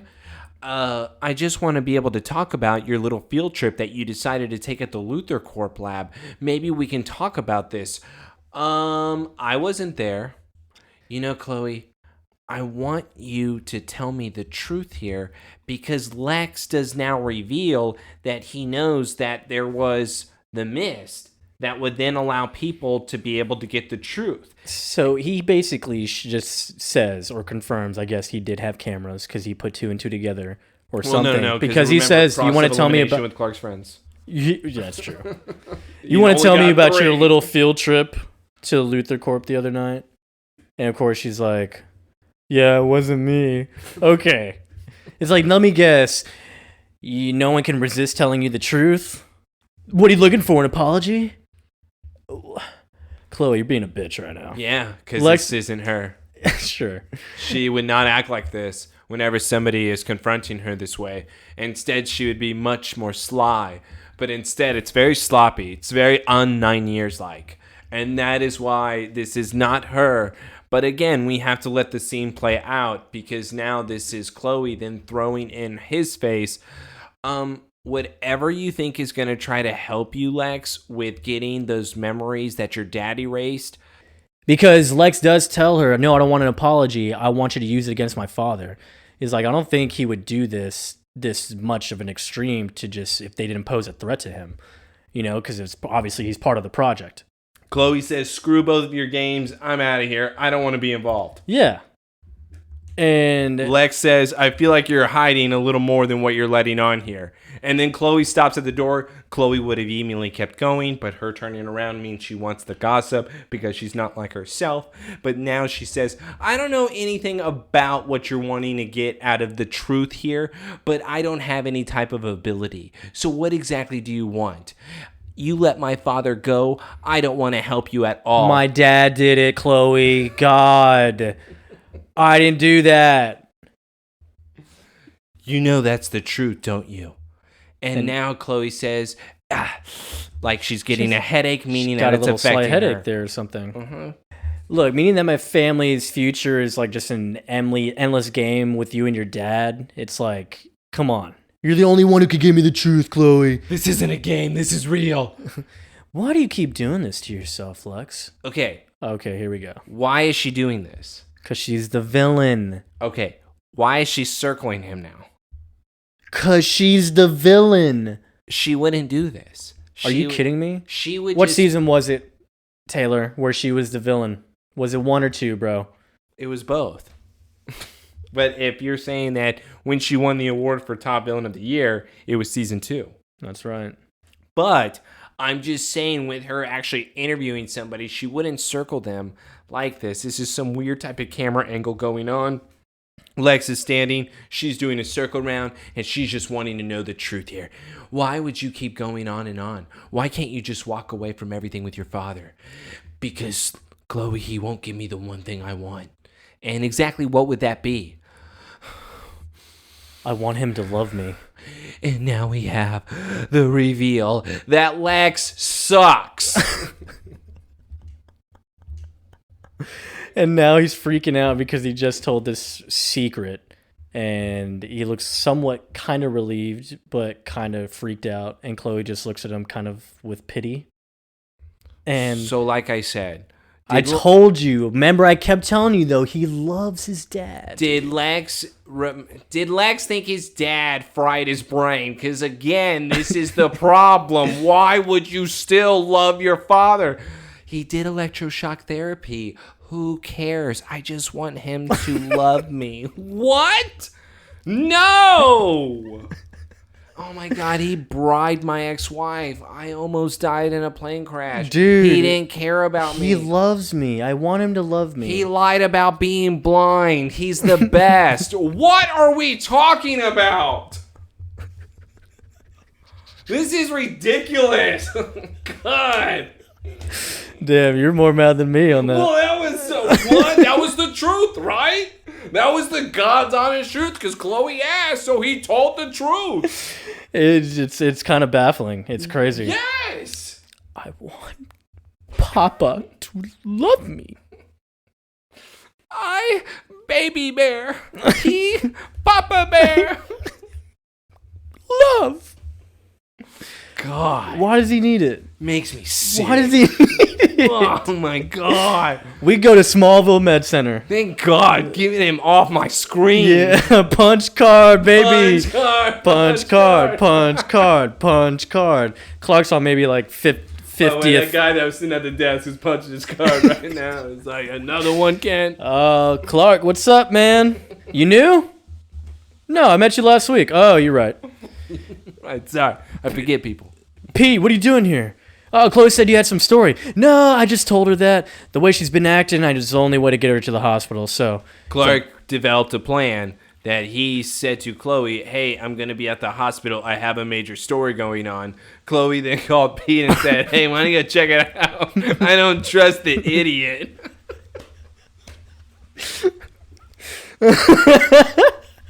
That's exactly what happened. Because that man was like, hey, mind you, Clark's been manhandling Pete all episode. Yeah. He grabbed him by the arm earlier today, and now he's back. Pete, what are you doing here? My God. He truly just like showed him, like, you need to get out of here. And Clark is in pushing him towards the elevator where he's like, you need to go. This is about Chloe. I need to get her here. So don't worry. I'm going to get you in the elevator. And as the elevator opens, before Pete says, hey, you've already broke one arm. Please don't break the other. I could take a hint, bro. I'll get out of here before the human lie detector shows up. Opens the elevator. Okay, dumbest scene in the fucking episode. We didn't see a whole person in this elevator. And Chloe's like, "Oh, hey, Pete." Not gonna lie, the way she said, "Hey, Pete," though, I'd be like, "Oh my God, have the elevator." And look at him shut. freak Clark, out. Get out! It's like he's jizzing his pants right now. Like, no, wait. Now enough is enough. Everyone seems to be on the runaway from Chloe bandwagon today. Why you? I'm trying to stay away from you so I don't tell you the truth. And of course, Clark stops the whole elevator door. Like, we talk about this story later, Clark. Get out of the way.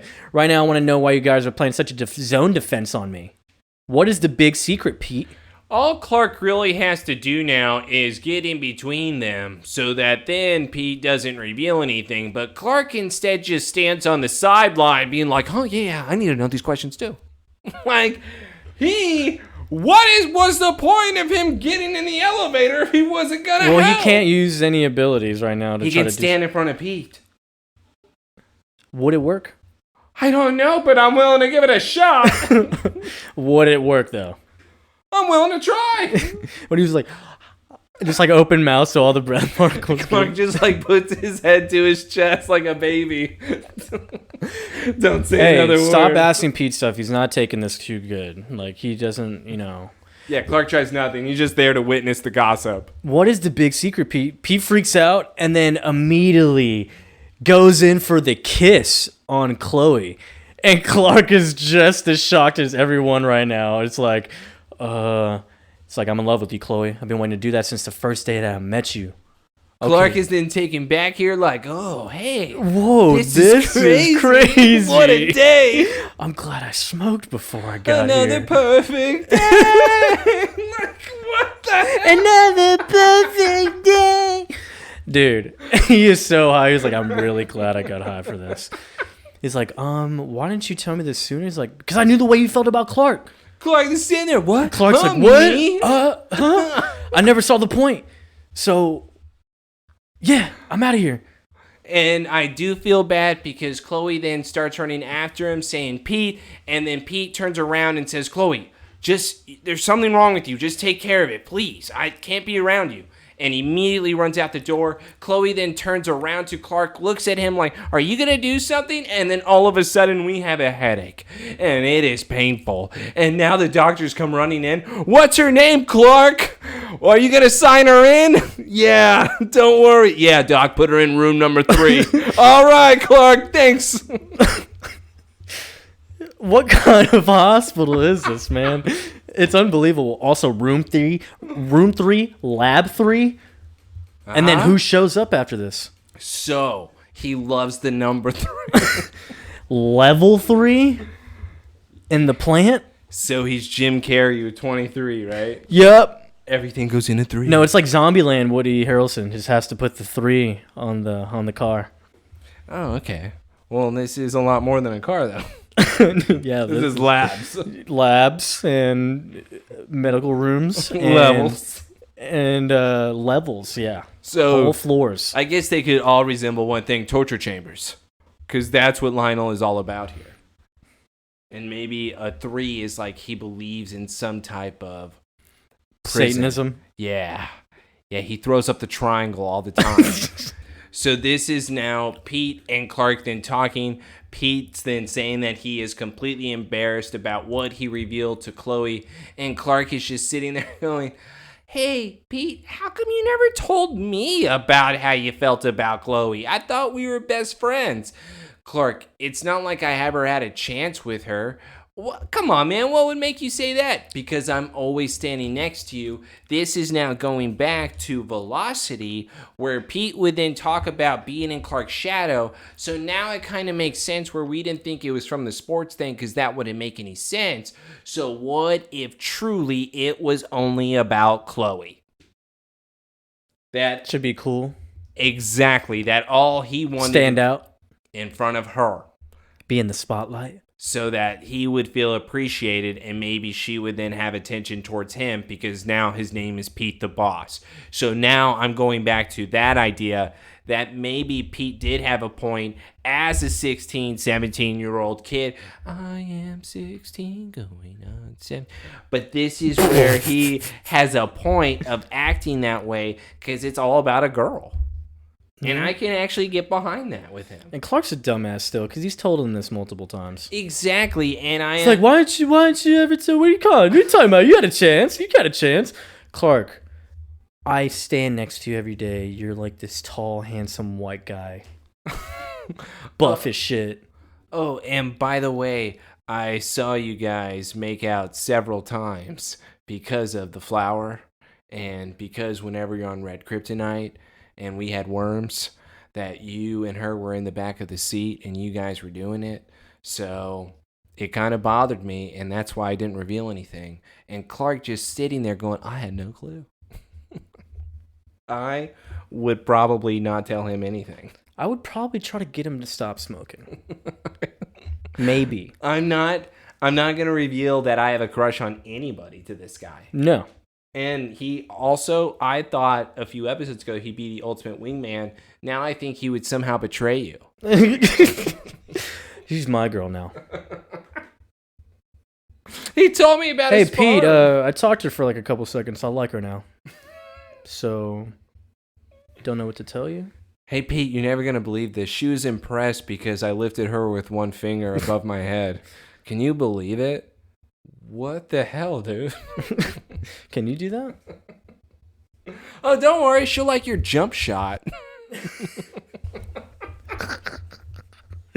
Dude, that's so messed up because he would say that's Kal-El, That's dude. Cal. That's Cal, that's dude. Cal That all would the be way. Cal going all the way. Like, yeah, I bet the girls love your jump shot, Pete. Yeah.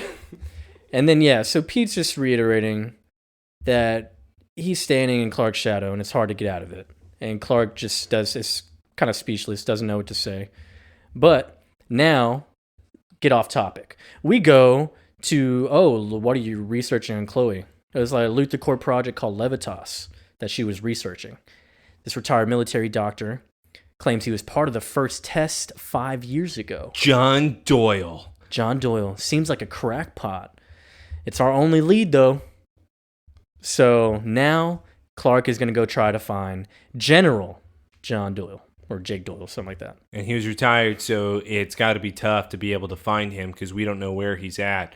But let's go to the Smallville hospital where we have Chloe now getting a checkup from the doctor. The doctor then putting a thermometer inside of her mouth, taking it out and says, Seems right. okay. You seem normal. I'll be right back. Leaves the room, and now we have somebody who also does not care about invasion of privacy in hospitals. It's because it's his lab, dude. Lab 3. So this is his private or room. 3, sorry. And that's where Lionel Luthor has walked through the door, and he says, "Oh, hello, Miss Sullivan. I believe we have some things to talk about." Chloe has her cell phone, immediately puts it on voicemail, puts it behind her back, and starts playing. So that means she is now recording everything that is transpiring. Lionel is then asking her about the LuthorCorp security cards, and Chloe then says, I was just trying to help my dad. So I hear that you had him blacklisted. Of course I had that little bitch blacklisted. He'll be lucky to find a job as a dishwasher. Oh, well, I warned you there'd be repercussions when it comes to having a man step on another man's toes. And now Chloe presses that button as if, I guess she's recording now. And Yeah, now she's calling her voicemail. And she asked the big question here now. Would you like to reveal this? Oh, you... Reveal it. Did you and Morgan Edge kill your parents? Of course. Yeah, I had to kill them to get the insurance money, start up my business. Oh, no. No, Miss Sullivan, you should not have asked me that question. Oh no, it's almost like I knew you had powers and I decided to still come in this room. Oh, why would I do this? What? Okay. Both Luthors knew that she had a truth ability and still allowed her to come inside of their home. They had no plan. All right, but yes. So going back to now her recording, exactly. This is the dumbest shit she ever did.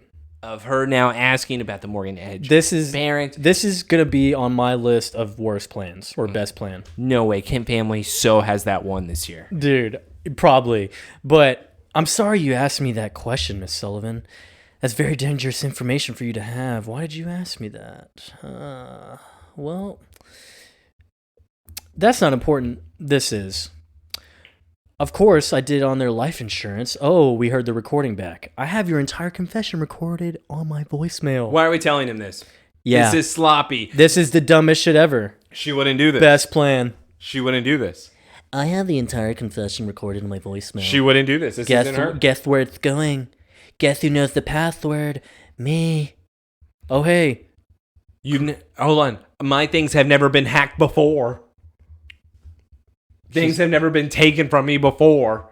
This is not what Chloe would do. She would immediately have hid that, just like she did with the vial that she hid from Lex Luthor when it came to Adam's apartment. Mm-hmm. She would have automatically put it behind her back, not even threaten Lionel, because for God's sakes, they're in a hospital. She's not even set up on any machines. He's not going to be able to do anything right now. I mean... Just because it is his reserve room. Yeah, I'm going to say it could be. He's got him paid off, dude. I still don't think he would be able to really do anything because there's nothing wrong with her right now that they could see. Okay.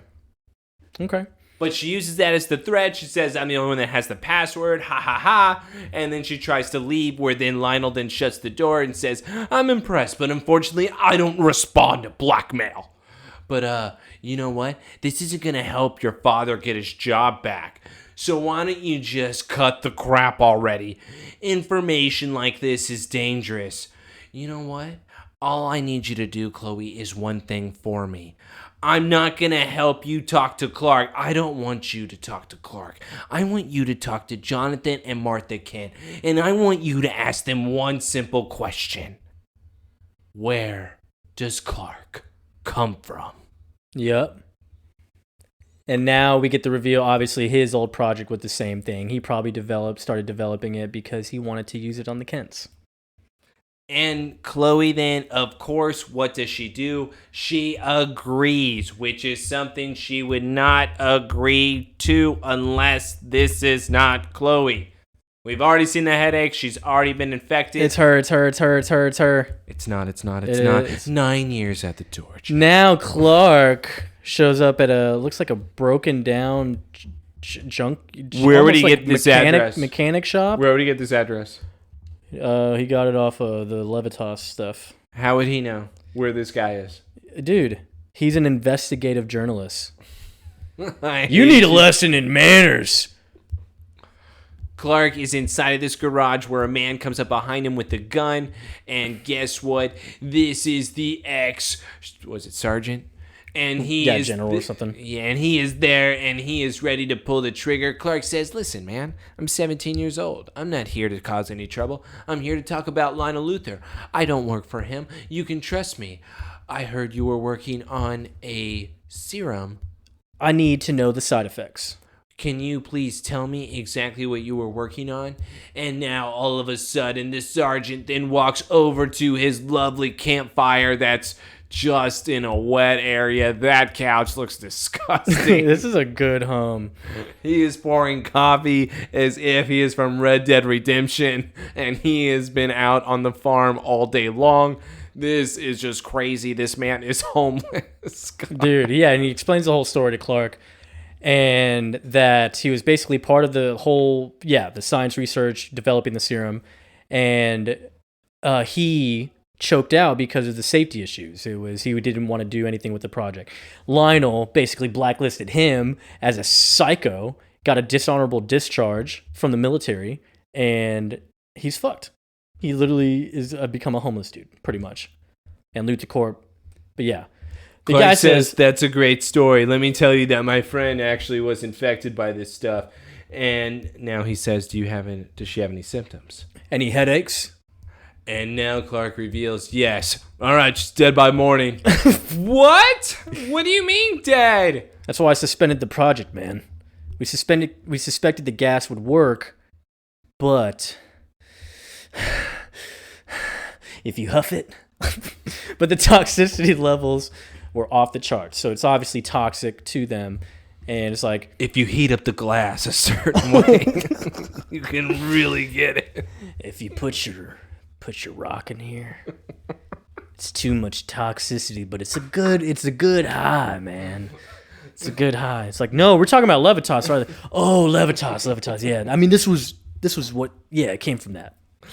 Did you just take my rock? Yo, man, where's my rock at? I'm not letting you leave until I get my rock. Where's my rock? I saw it on my couch before you were here, man. I would not talk to this You with Lionel? He owes me a lot of money, man. He owes me a lot of money. Oh, God. John Doyle, you're a hero to us all. Clark Kent, more like Crack Kent, man. You better give me that shit. Hey, Clark, don't worry, I got what you're looking for. It's in my outside fridge. What's that plugged into? Is it plugged into anything? Next to my wet couch. He has an animal cage on top of the fridge. He has roaches on the seals of this fridge, dude. He's got bugs in there. Dude, I put in my notes, I would never trust this man. Like, what? Yeah, I was working on something as like basically an antidote before I was there, but never tested it. All right, you need to play this right now because... You know what's amazing about it? Is the fact of you think an antidote would be a normal size needle. That thing literally looks like it puts down a horse. Bro, that's going to someone's ass. That's going to someone's ass, dude. It's like, if I have to use it, how much do I give her? It's like... That syringe puts down polar bears, dude. That's putting down a gator. That is putting down a gator. Maybe a rhino. Needle I've ever seen. Yeah, you want to give this to her. Bro, it's the size of my forearm. Hit her with a full dose right in the heart. The needle's gonna go through her. I don't know if I told you, but she's 5'2". Oh, all of it. Make sure that needle's poking out through her back.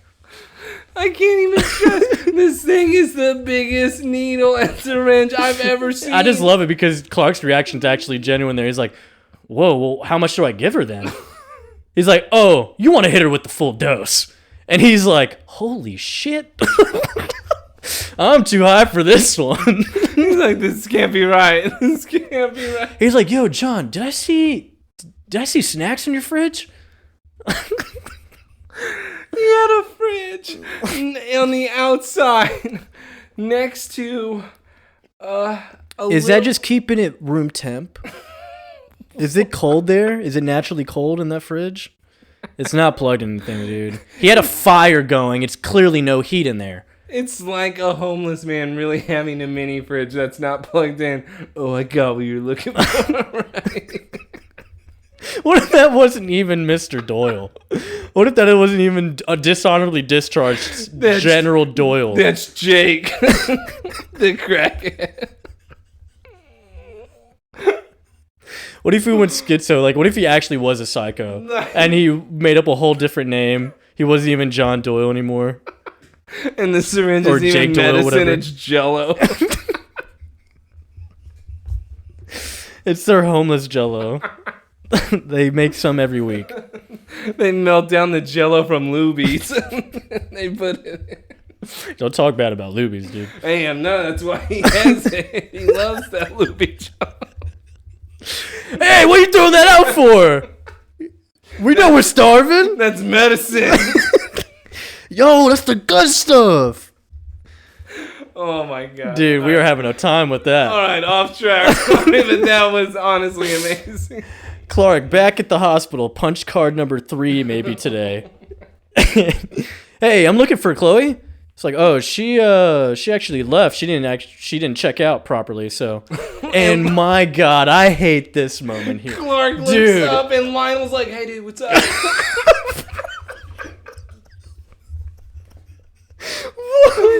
Lionel, who is dumb here? I don't understand. Everyone is dumb. Throwing up like the piece of what's up, man? He's like, Lionel's on. I think John Glover maybe forgot he was acting. And he actually he was actually in the middle of a break. And he forgot he was in a scene. And he saw Tom, his buddy Tom over there, and said, oh, hey, what's up, man? What's up? And Lionel's just on a phone call. And Clark sees Lionel. And Clark is not happy to see Lionel. But somehow Lionel looks at Clark like, what's up, dude? Just on the phone. It's like, hey, Lionel, dipshit. I know about your human truth serum. The Levitas project? Lionel takes out the headphone, huh? What? What do you mean? Levitas. Levitas.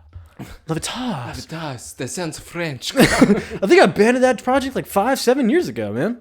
What are you talking about? walks away from him. Clark then says, "You're lying, bitch." Whoa, that's a provocative accusation, Clark. Especially coming from you. I don't believe you're here just to check on Chloe's health. What did you get her to work for more questions again, huh? Oh, whatever I ask her to do, Clark, is in the search of the truth. Why would you ever think I would do otherwise? She might die.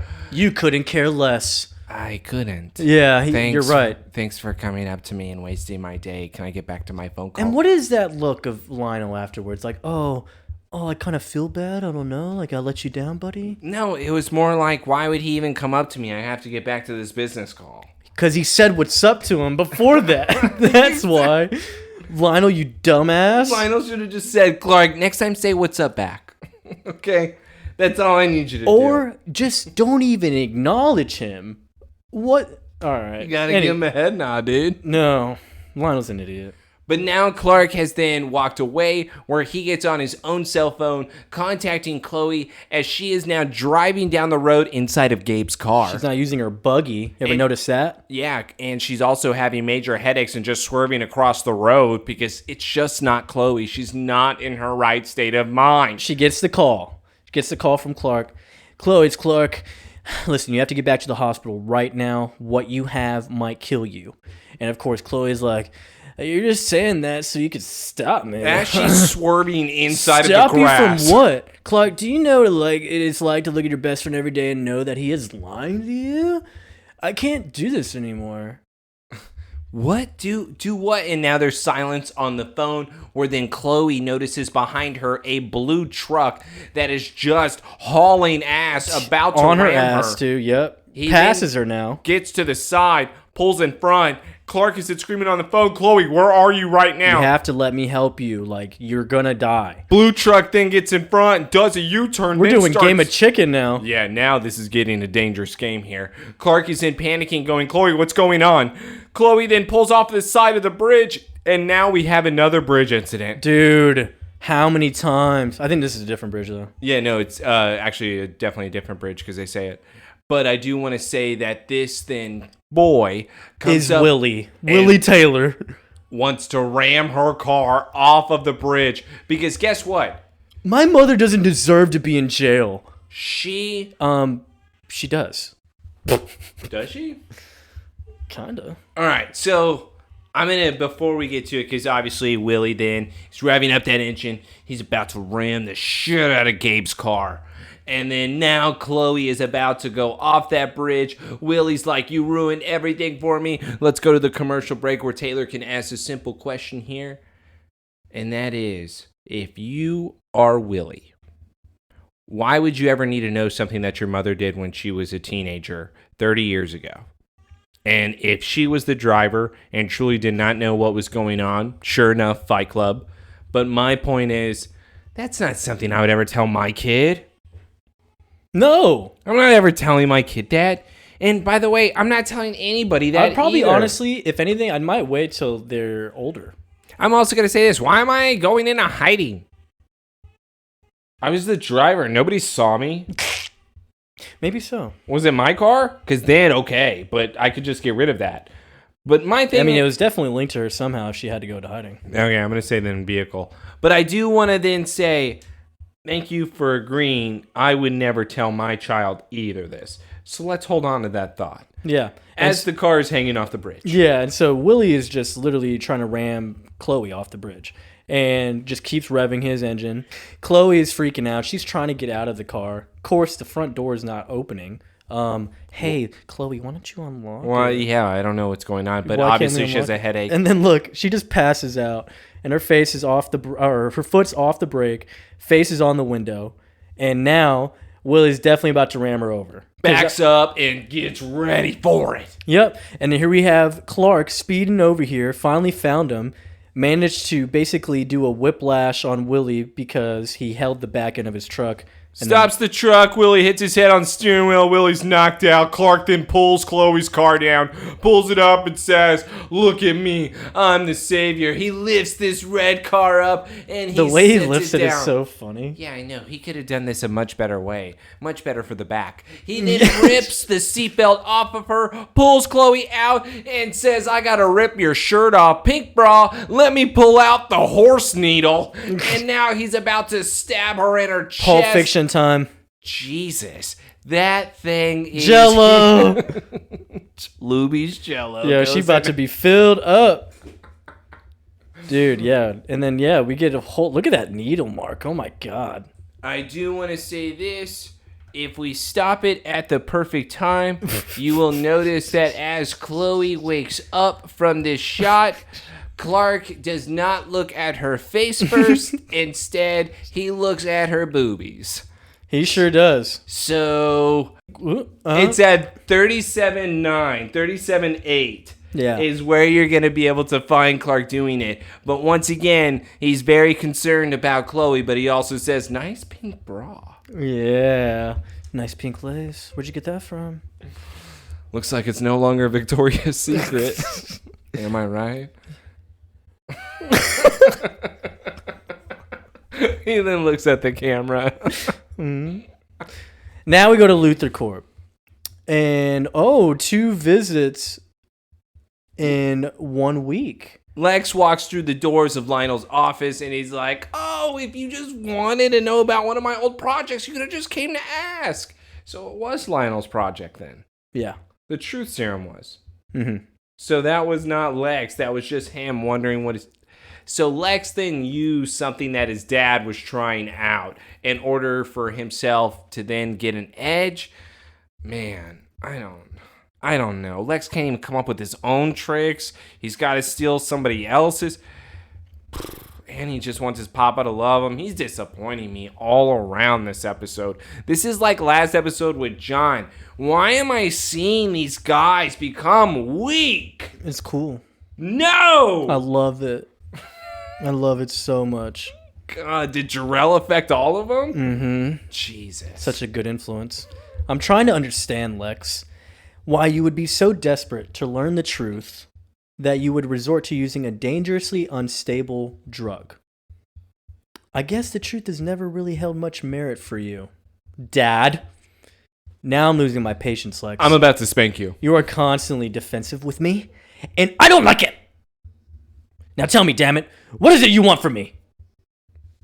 Doesn't matter what I want. Yeah. You know what? You know what, Dad? I'm not gonna get it. It's exactly what he says, dude. Hell? It's like exactly what he means, man. And then Lex turns around and walks out of the office. Lionel's in sitting there going, "I don't know what he's talking about." Wow, cool. Let's go to the Clark barn. And now we have Chloe back to her weird fashion sense. And Chloe is now back to her normal self. She was able to be awake from the syringe that Clark was able to inject in her chest. She is now doing A-okay. Clark now is then asking how she is. She says she's a little shaky, but I'm totally truth serum free. And she even acknowledged what you said. Pulp Fiction. Thank you for Pulp Fiction me. Pulp Fiction me. Hey, you know what? And I'll give you, your whole little argument of her, because there's another point you could make, is because actually, like with truth serum, people act like drunkish, kind of, like loopy. You're right. They do. So it does alter the mind. So it would mean that Chloe is the victim in this entire episode, and that defenses 1 and 2 are flawless, and Taylor has won his case. Potentially. In the criminal justice system, sexually based offenses are considered especially heinous. All right, dude, get back to the scene. Sorry. And now we have Chloe then saying, "I no longer have that in my system. I want to thank you." Me. Did you hear what happened to William? Willie. Yeah.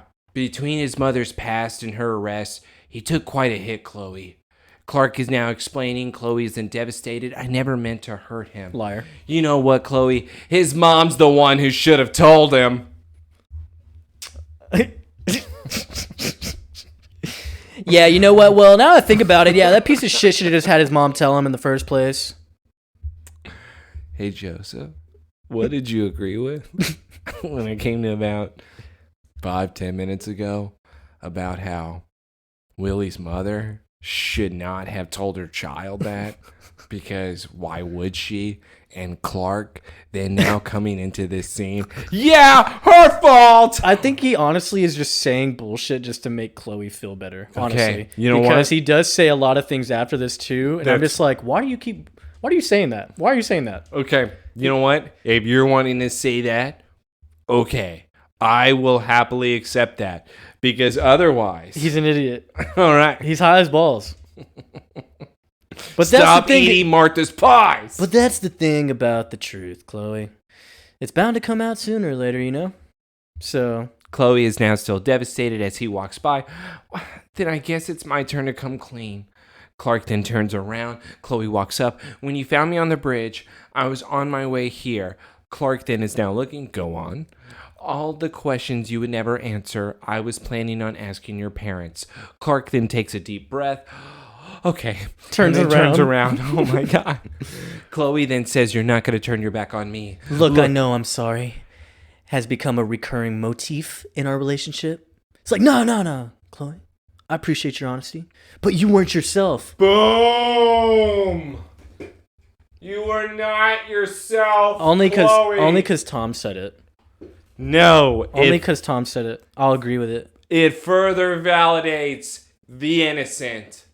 Chloe, you are forgiven. You are still the greatest. 9 years after the torch lives on.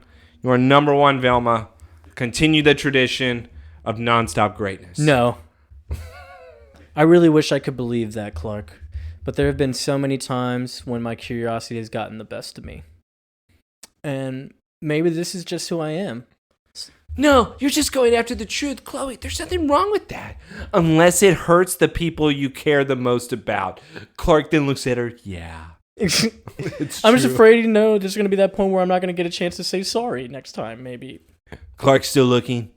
Yeah, come on now, though. Well, today's not that day. Today's not that day, you Turn stupid. that frown upside down. Come on, little idiot. Give me a hug. Big ol' hug and boom. Oh, Chloe's so happy, breathing his armpit. Because she knows, no, that wasn't even like a...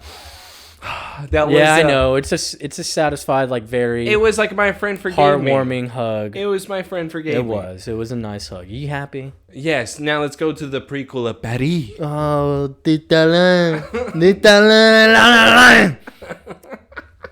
Clark, thanks for coming by. It's like, I haven't gotten many phone messages from you lately. So I thought I'd come with the one that you finally left. Yeah, I thought I would be able to tell you because I wanted to show you this. Paris. I sent in my application last week. Lana, you're not an artist. Lana, why? This is an art school. I don't understand. He just says, I sent in my application last week. I don't understand. Do you want to see other people? Here we go, yeah. I don't understand. Is this because you want to see other people? I'm leaving, I'm Clark. leaving, Clark. Because of other people? It's like, is this because of me? No. Dude, are you fucking serious? It is definitely because of him. Hold on. I would leave this town because of him. This is also my other problem with it, though.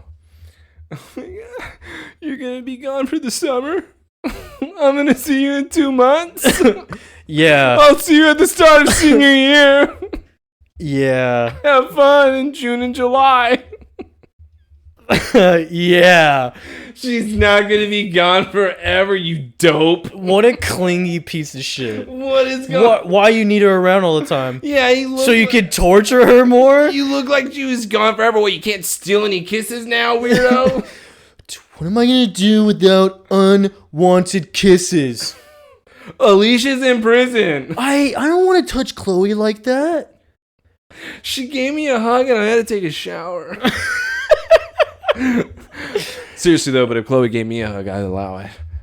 I would let her do a lot of things. Brand Remember me. that lollipop? Oh, don't ever bring that scene up to me ever. And look, we're getting away from the real issue here. It's my wallpaper. Because of everything, actually, Clark, it's like I'm beginning to feel like I need a fresh start. And, well, what about your life here? What about all your friends?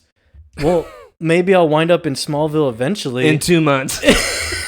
In 2 months. I'm not understanding here. But I don't think I can be happy. Just wondering if there's something else out there. And Clark's like, I still don't get it. Why didn't you tell me sooner? Because I didn't want anyone to talk me out of it. And I knew you would be able to. And the truth is, you're the only person that could. Clark is now looking, being like, so you do want a date? So you're saying there's a chance? Hey, do you want? He leans in. He leans in for the kiss. What if he made it as awkward as? Oh, you don't want to do that? Oh, you do? What if he made it as awkward as Whisper when he was in the truck blind, but he could actually see her? He's like, so you love me? I love you. Babe, I'll see you in 2 months. Babe. I get it. Well, you want to see other people over there? It's cool. But when you're back, you're with me. All right. Have your fun. Yeah. The rules are we won't talk to each other while you're away, and we won't discuss what happens while you're away. What happens in Paris stays in Paris. Joseph, she's gone for 2 months. They're acting like that she's never coming back. No, she'll wind up in Smallville eventually. In 2 months. In August. In August, eventually. Dude. I feel like I'm witnessing like 6th graders or something. like maybe 5th graders. They go from that transition to middle school. She was struggling reading 2 episodes ago. Maybe she didn't read the brochure. We are truly regressing. Like, we're going backwards. Maybe the brochure threw her off. August. What if it was in French?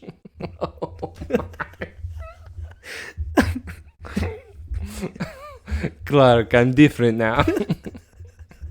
She applied under disability. She had the horse problem. She clearly has some type of dyslexia. It'd be awesome if she's like a disability orphan. That is a disability. That is definitely a disability. Oh, she got abandoned not once, not twice, but 3 times. Clark and Lana are making this too. And now she's doing self-abandonment. So it's like, I think she's addicted. First it was parents, Nell, Henry, now herself. Louise. Sure. No one talks about her because she died a whore. Remember, that was a one and done episode because that's all a good horror story is worth. Maybe that's how Lana wants to go out. In style.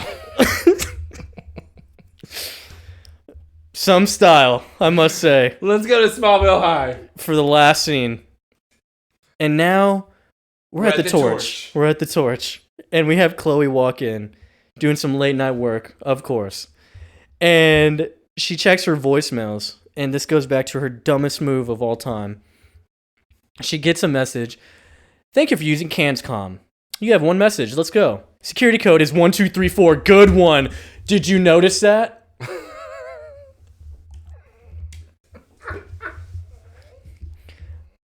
Watch her code. 1234. Yeah. That's... And who's the message on it? Hello, Miss Sullivan. It's only me, Lionel.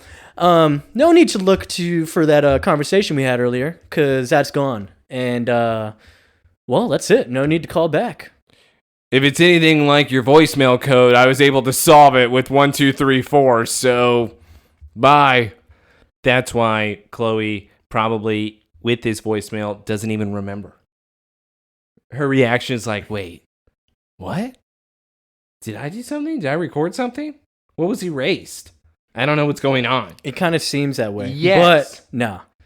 She's an open target now, dude. No, she's innocent. She has no leverage. Innocent. Chloe has proven once again she is the best character.